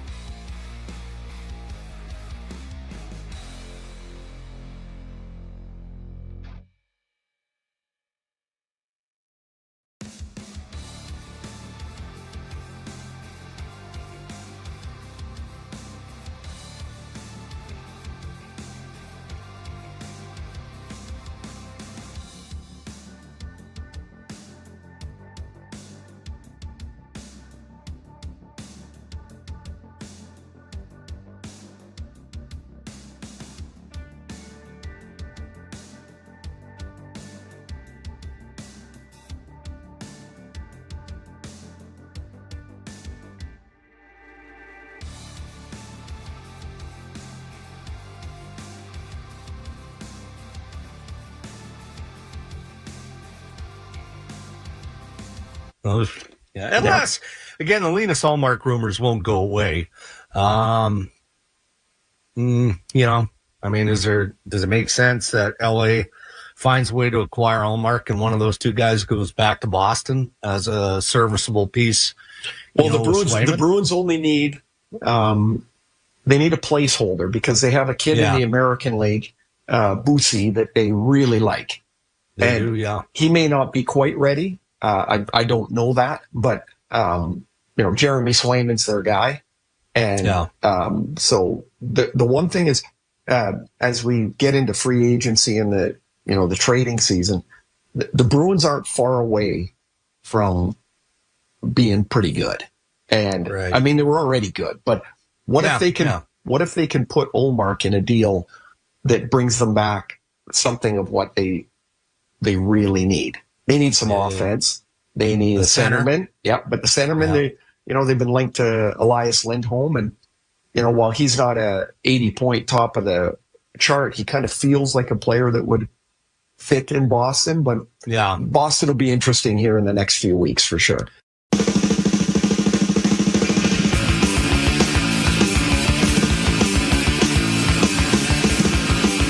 All right, back here at 98.5 The Sports Hub.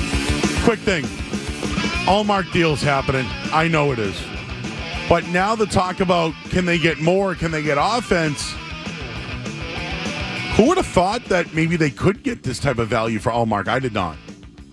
But now watching all these goalies go off and what's it been in return, I think the Bruins can be a little greedy here. Or can they? I mean, the way that Drager was talking there, they can get some offense out of this too. Ottawa seems like the destination. Is there a mystery team out there? That's what I would like. Is there a mystery team that's been close, that might need a goaltender? Speaking of goaltenders, right now, Sergei Bobrovsky's struggling. I had to look it up because I know the Bruins are one of the teams that have blown a 3-0 series lead in the playoff. So I looked it up. 211 teams have faced a 3-0 deficit in a best of 7. Only 4 have come back to win. Did you know? Only one team in NHL history has choked away a 3-0 Cup Final Series lead. The 1942 Detroit Red Wings against who? The Toronto Maple Leafs. Florida has a chance to tie what Detroit did. Something Toronto did so many years ago. Skaz, how you feeling about that? Yeah, just an interesting little side bit on that, too, is that no team has ever won the Cup, and no opposing team has ever won the Cup in Edmonton. So Edmonton has lost playoff series at home before on home ice. They have never lost a Cup final before on home ice. What was that stat about Edmonton's goalie that you had? Let me find that. Games 4 through 7, he's like undefeated or something. But this, to me, this is about Florida's offense has gone cold, and all of a sudden, Sergei Bobrovsky can't stop goals. Does it sound familiar to how the Bruins hung around in their series? You can score on Bobrovsky, but if your team doesn't score, that's where you struggle. That's the story. The Panthers are a good hockey team, and you know what? They're one win away from a championship. But is their flaw you can score on their goaltending? Yes. Is the other flaw that you can, at times, their offense goes cold? Yes, and you're seeing it right now. They had a goal pulled off the board tonight. But this is, I want to credit Edmonton for all their goal scoring, but the goalie's been outstanding, Skaz. Yeah, so Stuart Skinner in games 4 through 7 during this postseason run, he's 9-0 with a .938 save percentage and a 1.56 goals against. Jeez. And now the numbers are only getting better tonight. Pitching a shutout right now, almost through 2 periods. So there's your hockey update. We'll keep you up. This is, when would Game 7 be? Sunday? Would you get a national crowd on? So, ooh. Actually, let me just double check that. It would be Sunday night.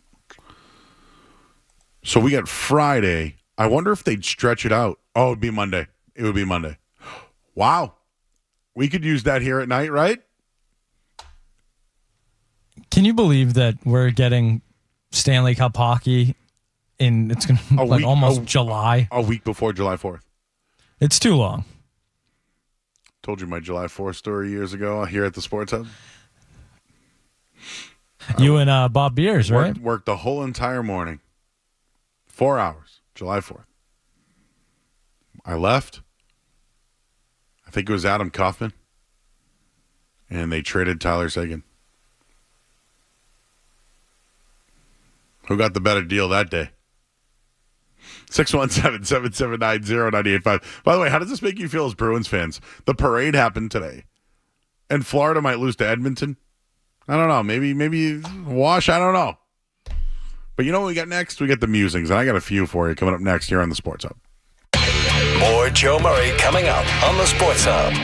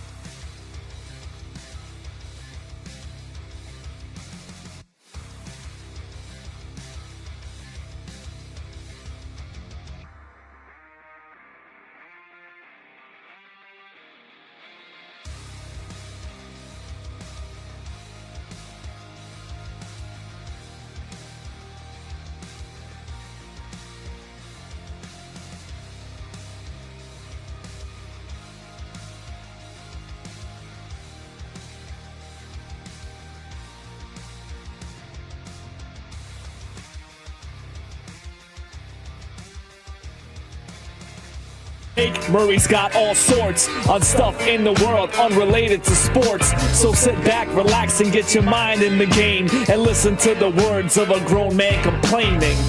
All right. I get the thing. I rip the tail. I rip the arms off.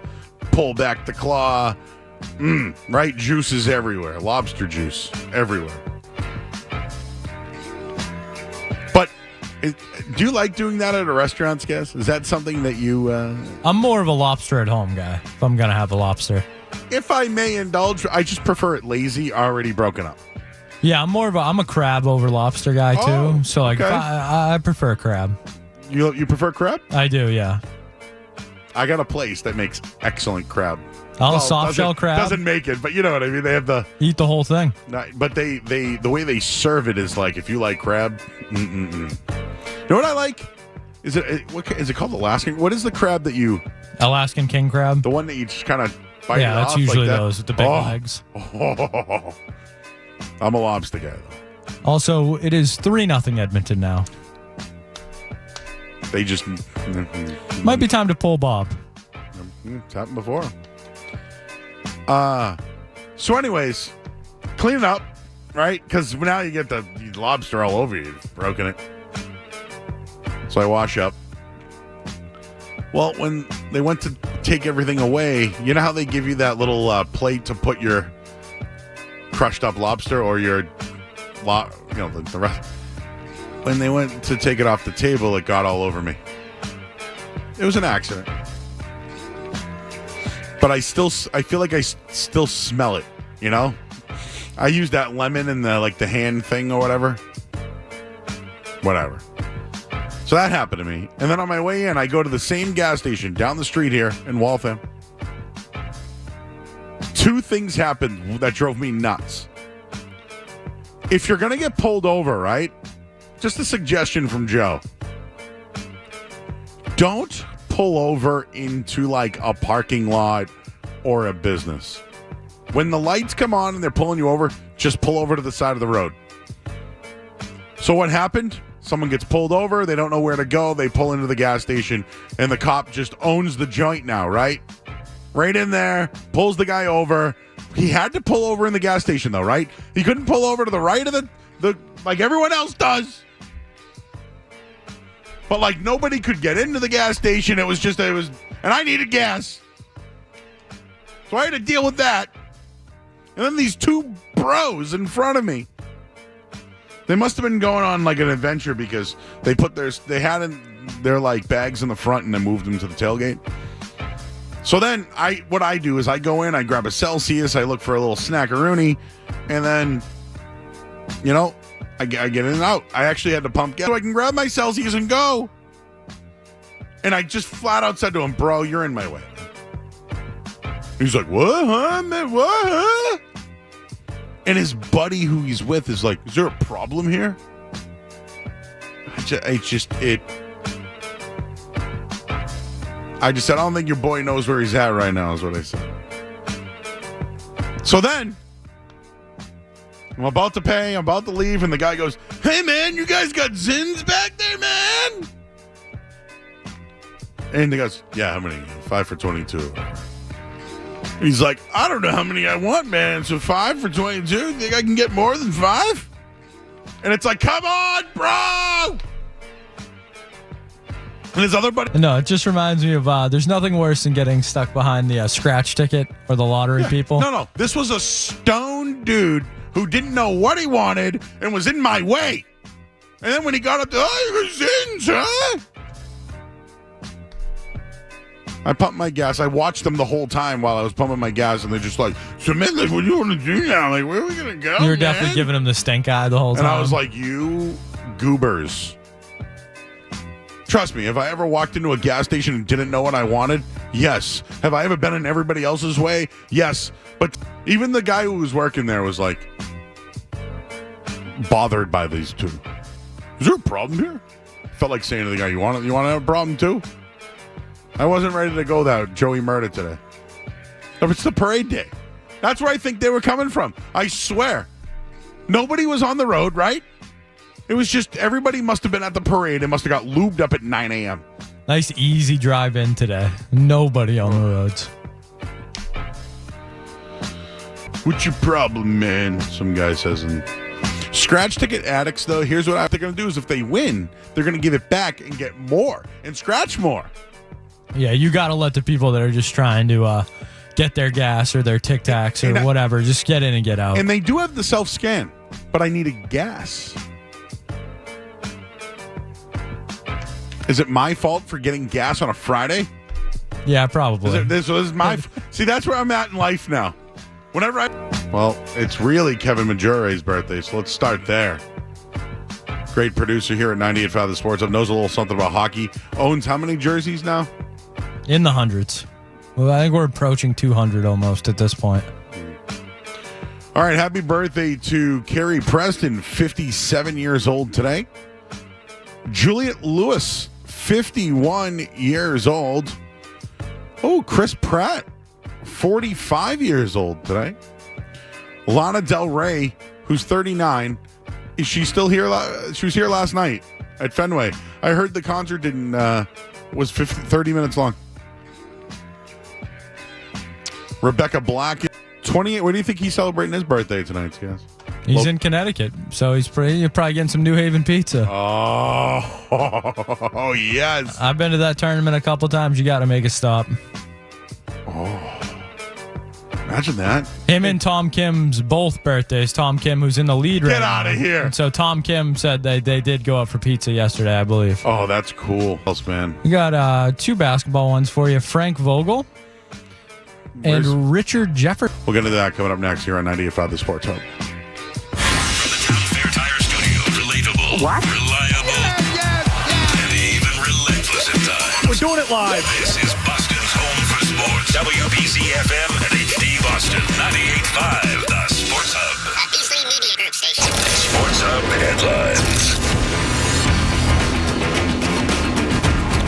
All right, Red Sox fall tonight 5-2 to Cincinnati. 3 solo home runs were the difference in this one. Connor Wong did go deep for the Red Sox. Their 5-game losing streak has ended. Teams are back at it tomorrow in Cincinnati. 4:10 will be the start in that one. NHL scoreboard right now looks like a Game 7 could be happening as Edmonton has a 3-0 lead after 2 periods.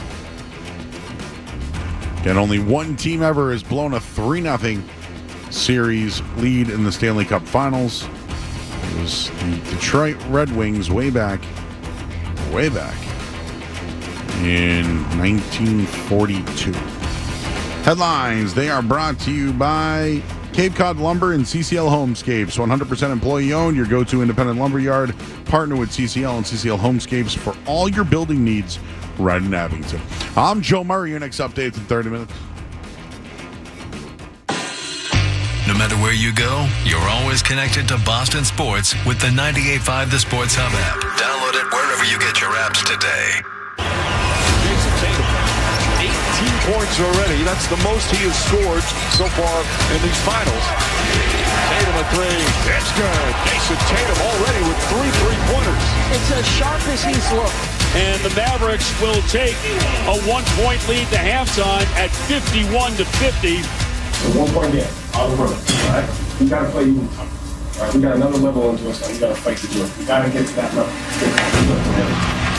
Tim Hardaway, stop and start, drives on Derek White, who stays with him and blocks the shot. Like clockwork, he's going to block a shot every game. Holiday lead for Tatum. Flies in, 2-hand slam. They still haven't missed here in the third. Tatum, nice feed, and Brown throws it down. The two young stars connect. What a second half for Jaylen Brown.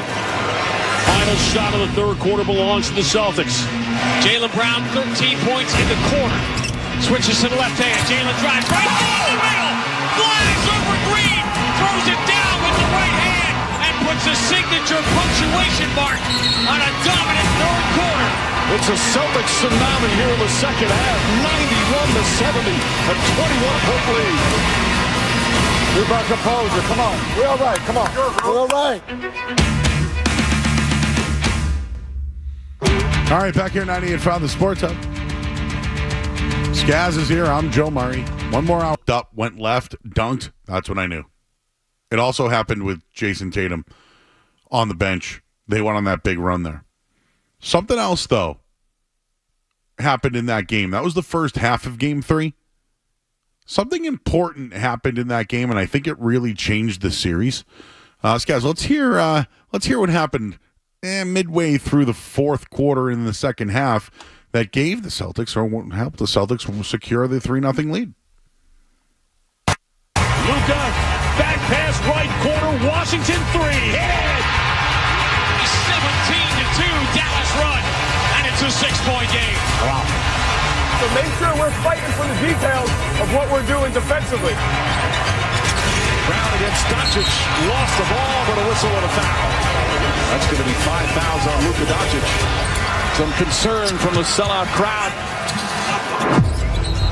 Here is Brown, out of control, going to the ground, a blocking foul on Doncic, he's done. With 4:12 remaining, Luka Doncic has fouled out of Game 3 in the NBA Finals.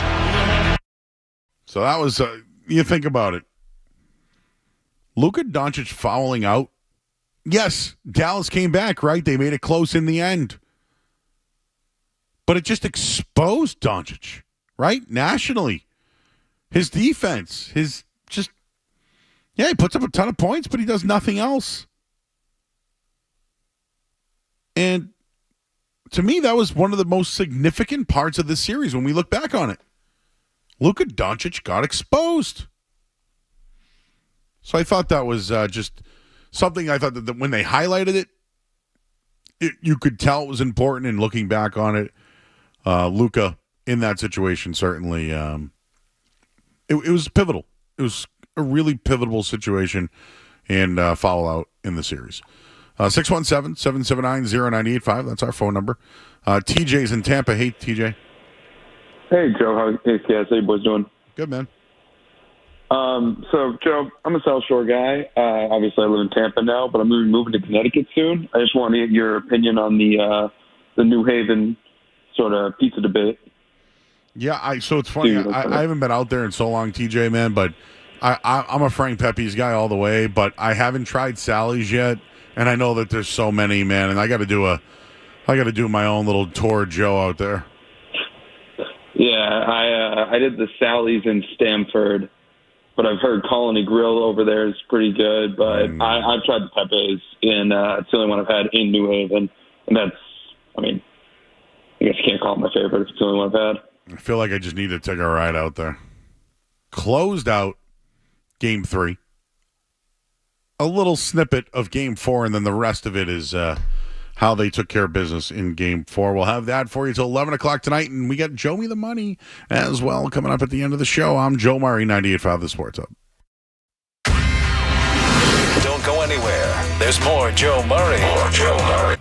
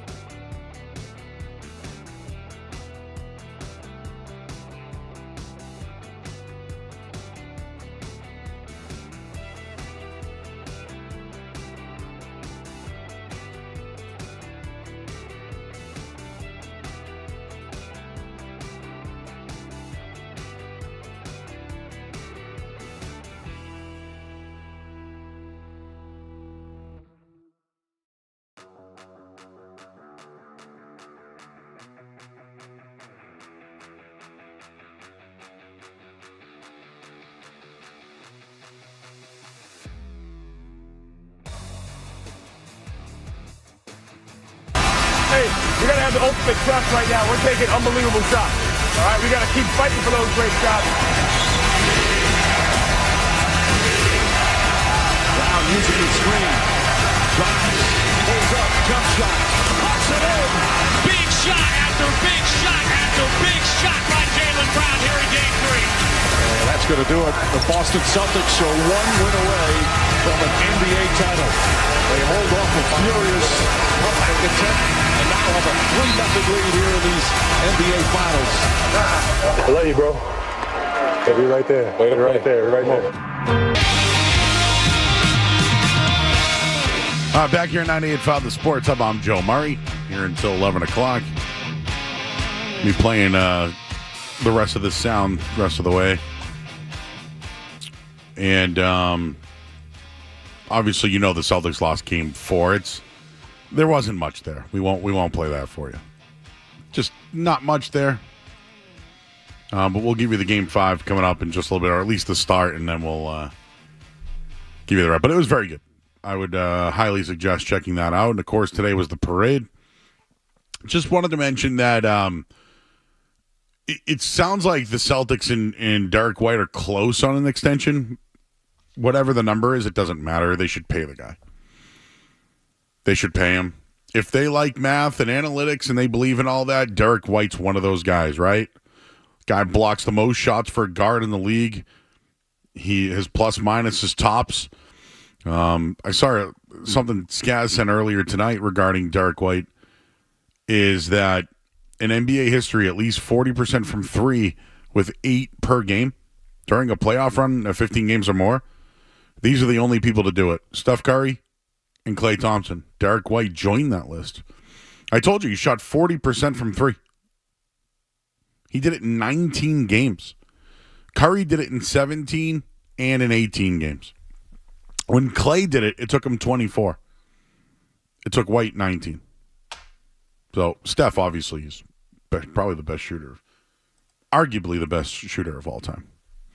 617-779-0985. We'll take more of your calls, and before we go to break, we'll play the opening of Game 5. It was pretty good. So let's talk to Colt. He's in the car. What's going on, Colt? You're on the Sports Hub. Hey, Joe. I mean, what a championship, man. But I'm calling. I'm a South Shore guy. I've been living down in Charleston, visiting home right now. So I'm down in South Carolina, and I've been exposed down there to the Carolina Gold barbecue sauce. And it's a little similar to like a South Shore Goldfinger kind of style. Mm-hmm. It's got that that mustardiness to it. Yep. But I'm just curious about your thoughts on what's your go-to variant of barbecue sauce regionally. Ooh, thanks.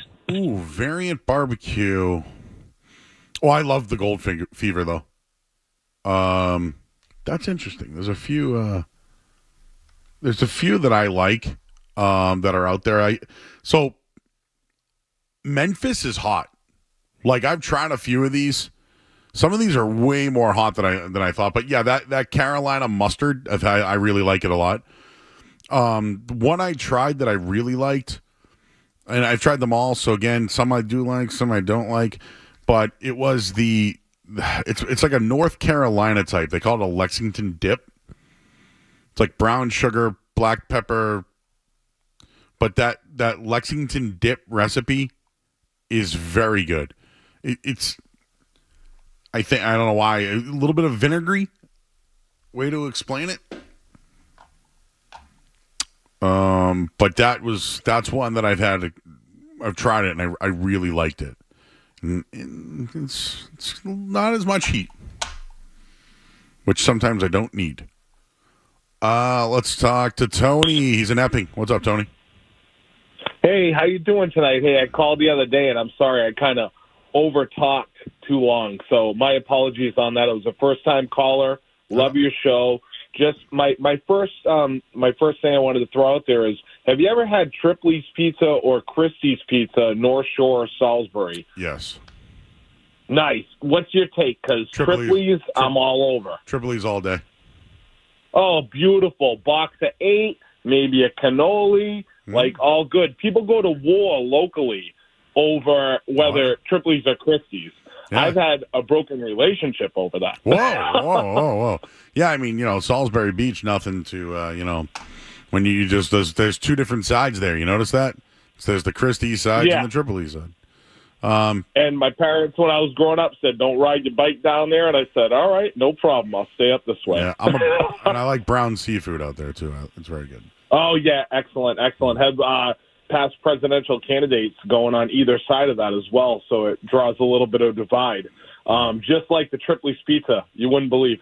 Yep. But I wanted to throw that out there, and I just wanted to give you a follow-up call and just say, awesome on the Celtics, and I'm very excited about that. And I don't know, you're talking, not talking dynasty, but talking about, repeat. Hopefully, potentially they can repeat. Right. And I know you can't go dynasty yet. It's not like a Pats thing, but I want to just let you know to connect like the Larry Bird era to the Paul Pierce era to the current era with these guys, Tatum, Brown, unbelievable. And it's like they struggled for a little bit, we could feel it. Like I was talking with my buddy the other day, Andy, up in South Portland or Portland, Maine, and I've known him for a long time. And I was like, hey, didn't it take a while? He's like, it took a long time. And I go, I know. That's why it's so sweet, like right now, like cake. You know what I mean?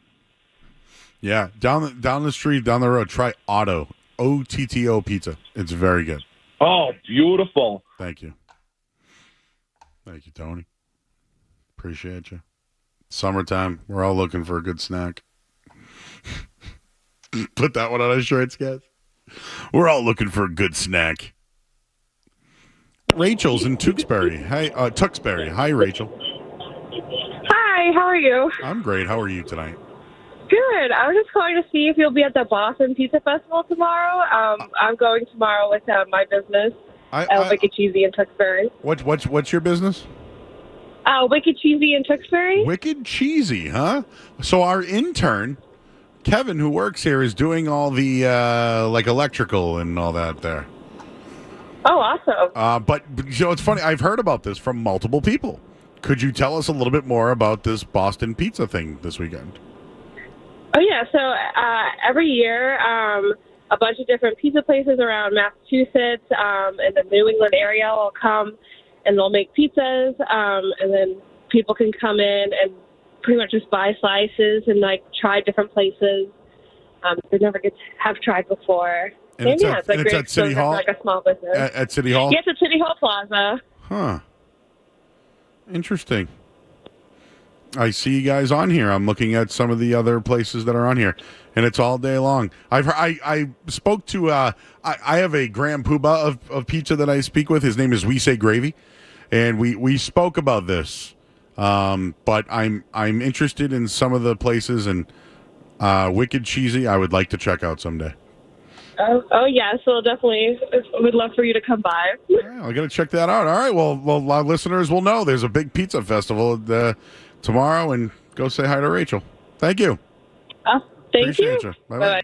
I heard about this. This is the third time. I'm glad someone brought it to the tables, guys. It's the third time someone's mentioned it to us. Even our intern's going to be there. I'm intrigued. Watching that game up there, it's getting interesting. 3-1 right now. Should we all? I'm just going to wait for the headline, but you know what? Let's talk to Benny before we do that.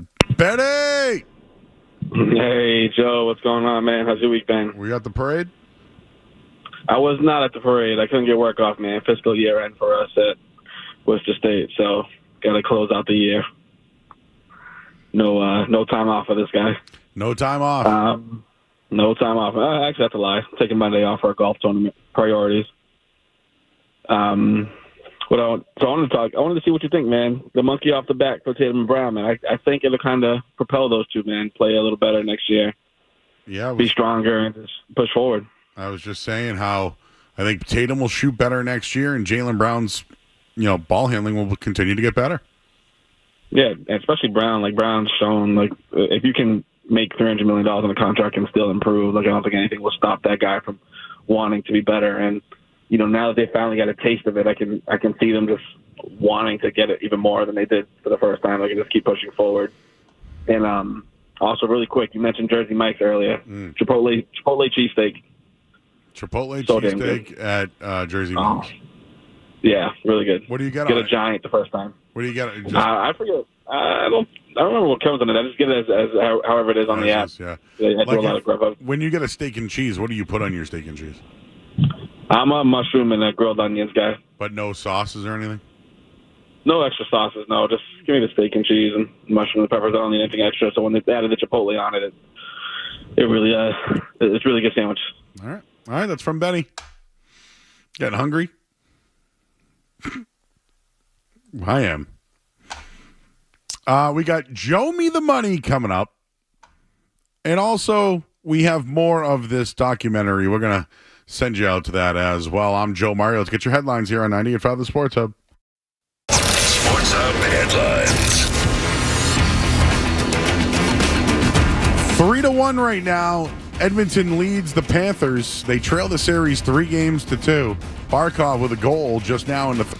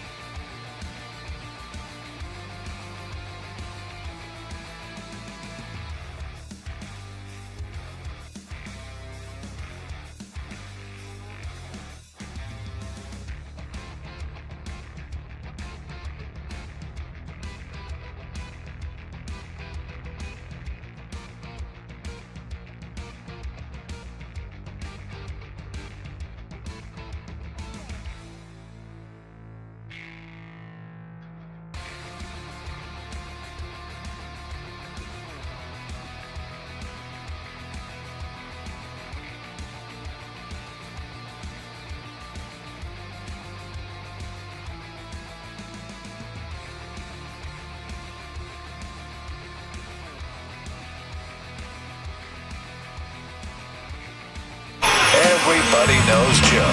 Just keeps getting better. Joe Murray on 98.5 The Sports Hub. It's a very personal, very important thing. Hell, it's a family motto. Are you ready, Jerry? I'm ready. Just want to make sure you're ready, brother. Here it is. Show me the money. Spot for a Glock. I took a loss over floss, but still got it. Money! Jerry, does that make you feel good just to say that? Say it with me one time, Jerry. Show you the money. Oh, no, you can do better than that, Jerry. I want you to say it what you would mean it, brother. Hey, I got Bob Sugar on the other line. I better hear you say it. No. Show you the money. Not show you. Show me the money. Show me the money. Yeah. Louder. Show me the money. That's it, brother, but you got to yell at me. Show me the money. I need to feel you, Jerry. Show me the money. Jerry, you better yell. Show me the money. Yesterday, middleweight. You got Daniel Rodriguez versus Kevin Gastelum. Two guys, journeymans, whatever. Daniel Rodriguez hasn't been good since coming back. But this is a fight. I think they want these two guys to really battle it out. Going over 2.5 rounds, UFC, middleweight, over 2.5. We can ring the bell. So there you go. 4 bets this weekend. Show me the money. Many different sports there. And I know you're going to say, oh, Joe, I can't bet on college sports. Well, you know what? Go call someone else. That's what I would tell you to do on that one. Joe, just a little betting update while we're here and Joe Me the Money.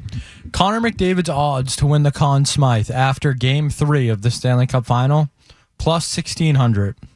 This morning, minus 275. Right now, minus 2,500. So even if they lose the series, this guy's going to win it?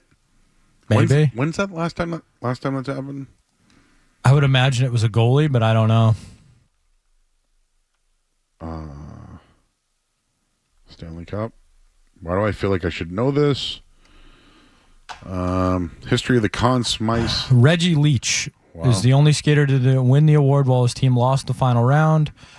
He scored a league record for most goals in the playoffs, 19. Wow. And his team got swept. It's like Luka Doncic winning MVP. Well, speaking of that, let's get into the final of the first part of Game 4. We don't even need to tell you what happened in Game 4. Game 5. Let's tell you the start. Let's hear some of the start of the Celtics up 3-1 in the series, about to close it out at home. Let's hear it now. 2024 Boston Celtics have checked every box there is to check to take their final place alongside the legendary teams in the history of the NBA. The only way not to be haunted by the legends is to become one yourself. Yes, sir. Yes, sir. We're ready to ride with my dogs at. We're ready to die with my dogs at. Here we go. Together on 3. 1, 2, 3.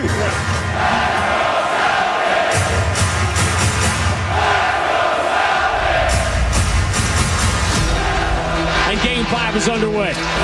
Kyrie Irving attacks the paint. Holiday strips him into the hands of Derek White. Celtics trying to run. White lead for Holiday. Steps through and scores with an hand. The Celtics are playing ferocious defense to start. Great defense. Great defense. Hey, hey, hey, hey. Jaylen Brown comes flying in on the pass from Holiday. The basics, the details, the fundamentals. It starts with our defense, though. That's the most important thing. I got ball. Stolen by Tatum. Tatum goes up and lays it up and in. Bring it some more. Don't let up. Don't let up. The two Celtic stars, this is the 107th career playoff game together. They've had such great success, but also have had some painful endings. We've been on the right track for 7 years, and we've been knocking on the door, and we're ready to knock it down. Tatum, right-hand dribble, pass lively, pumps, fake, scores, out the window, and a foul.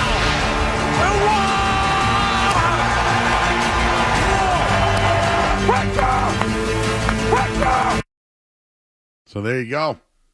That's the beginning of what it all sounded like over at the Garden at the start of Game 5. There's a little bit more audio we'll play for you before we go home tonight, and we'll tell you what we got coming up this weekend and also next week as we're approaching July 4th. What else are we going to talk about? We'll figure it out. We'll wrap up this show coming up on the other side of, wow, I just saw that number, Skaz. Our buddy Ben Fox with a W. Minus 2,500. I'd bet somebody on the Panthers right now. Well, it's not going to be Bob anymore. I'd bet Kachuk or Barkov, someone. probably. Barkov, yeah, he had the goal tonight, too. And listen, I'm being serious. Those are ridiculous numbers. The betting numbers aren't always right. I will say that. We learned that with the finals MVP, didn't we? Yep. But I would bet someone on Florida just to plus odds, right? Just do it to back, to cover your tracks. I don't know. Anyways, I'm watching this Derek White video at Boston Dental fixing his teeth. Good for him.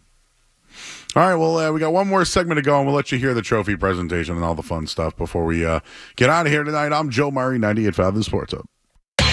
More Joe Murray coming up on the Sports Hub.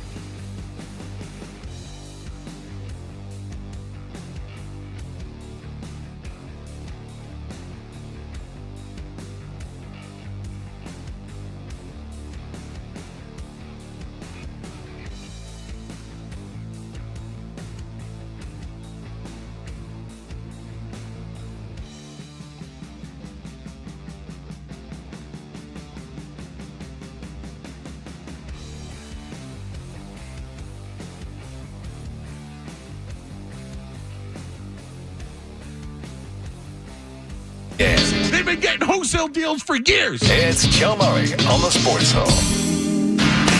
As we're here now, we are here. But today we wanted to just celebrate the Celtics, the parade, and the documentary that came out. Go watch it. We're just giving you the highlights.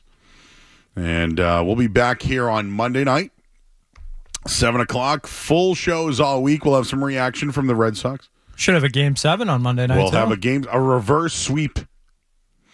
You know, I might want to dig into that a little bit. Like, what is... You know, I mentioned it earlier about how did you feel today about the Bruins seeing the Celtics out there. Now you're looking at Florida. I just, you know, this guy's developing opinion. I'm starting to feel like the Bruins aren't that far away. I said that earlier, which team will have a parade next. I still think it's the Celtics, but Bruins still got a shot. So I wanted to just play one final audio from the Chasing History NBA documentary on YouTube. The Celtics win the championship. You know, you saw the confetti and everything like that. This is a little bit more behind the scenes. Brad Stevens is involved, and Jaylen Brown says something at the end that I think a lot of Celtics fans need to hear, and we might play it a lot all summer long. Let's hear that, Skaz. I'm just thankful to work here. You know, and I think thankful to work with all the people we do. And so, you know, tomorrow we'll start a new journey, but tonight's pretty special. Yes, sir. Yes, sir. Man, nobody ever know to you, baby. Yeah, OG. Yes, sir. Yes, sir. You already know. It took you a long time, but you still got it. We got it. Yes, sir. We got it. Can't wait for that day, for that banner to get raised, man. That's what we play for. Shout out to Boston. Where's that big smile at? How's it feel? It's heavy, but I never want to give it up. Never. It's amazing. The Celts' 18th World Championship team will be remembered for years to come. Dominant in every way. They overwhelmed opponents during the regular season, dispatched them during the playoffs, and conquered them in the finals. These Boston Celtics not only chased history, they made history. This whole playoffs was awesome, man. So shout out to my teammates.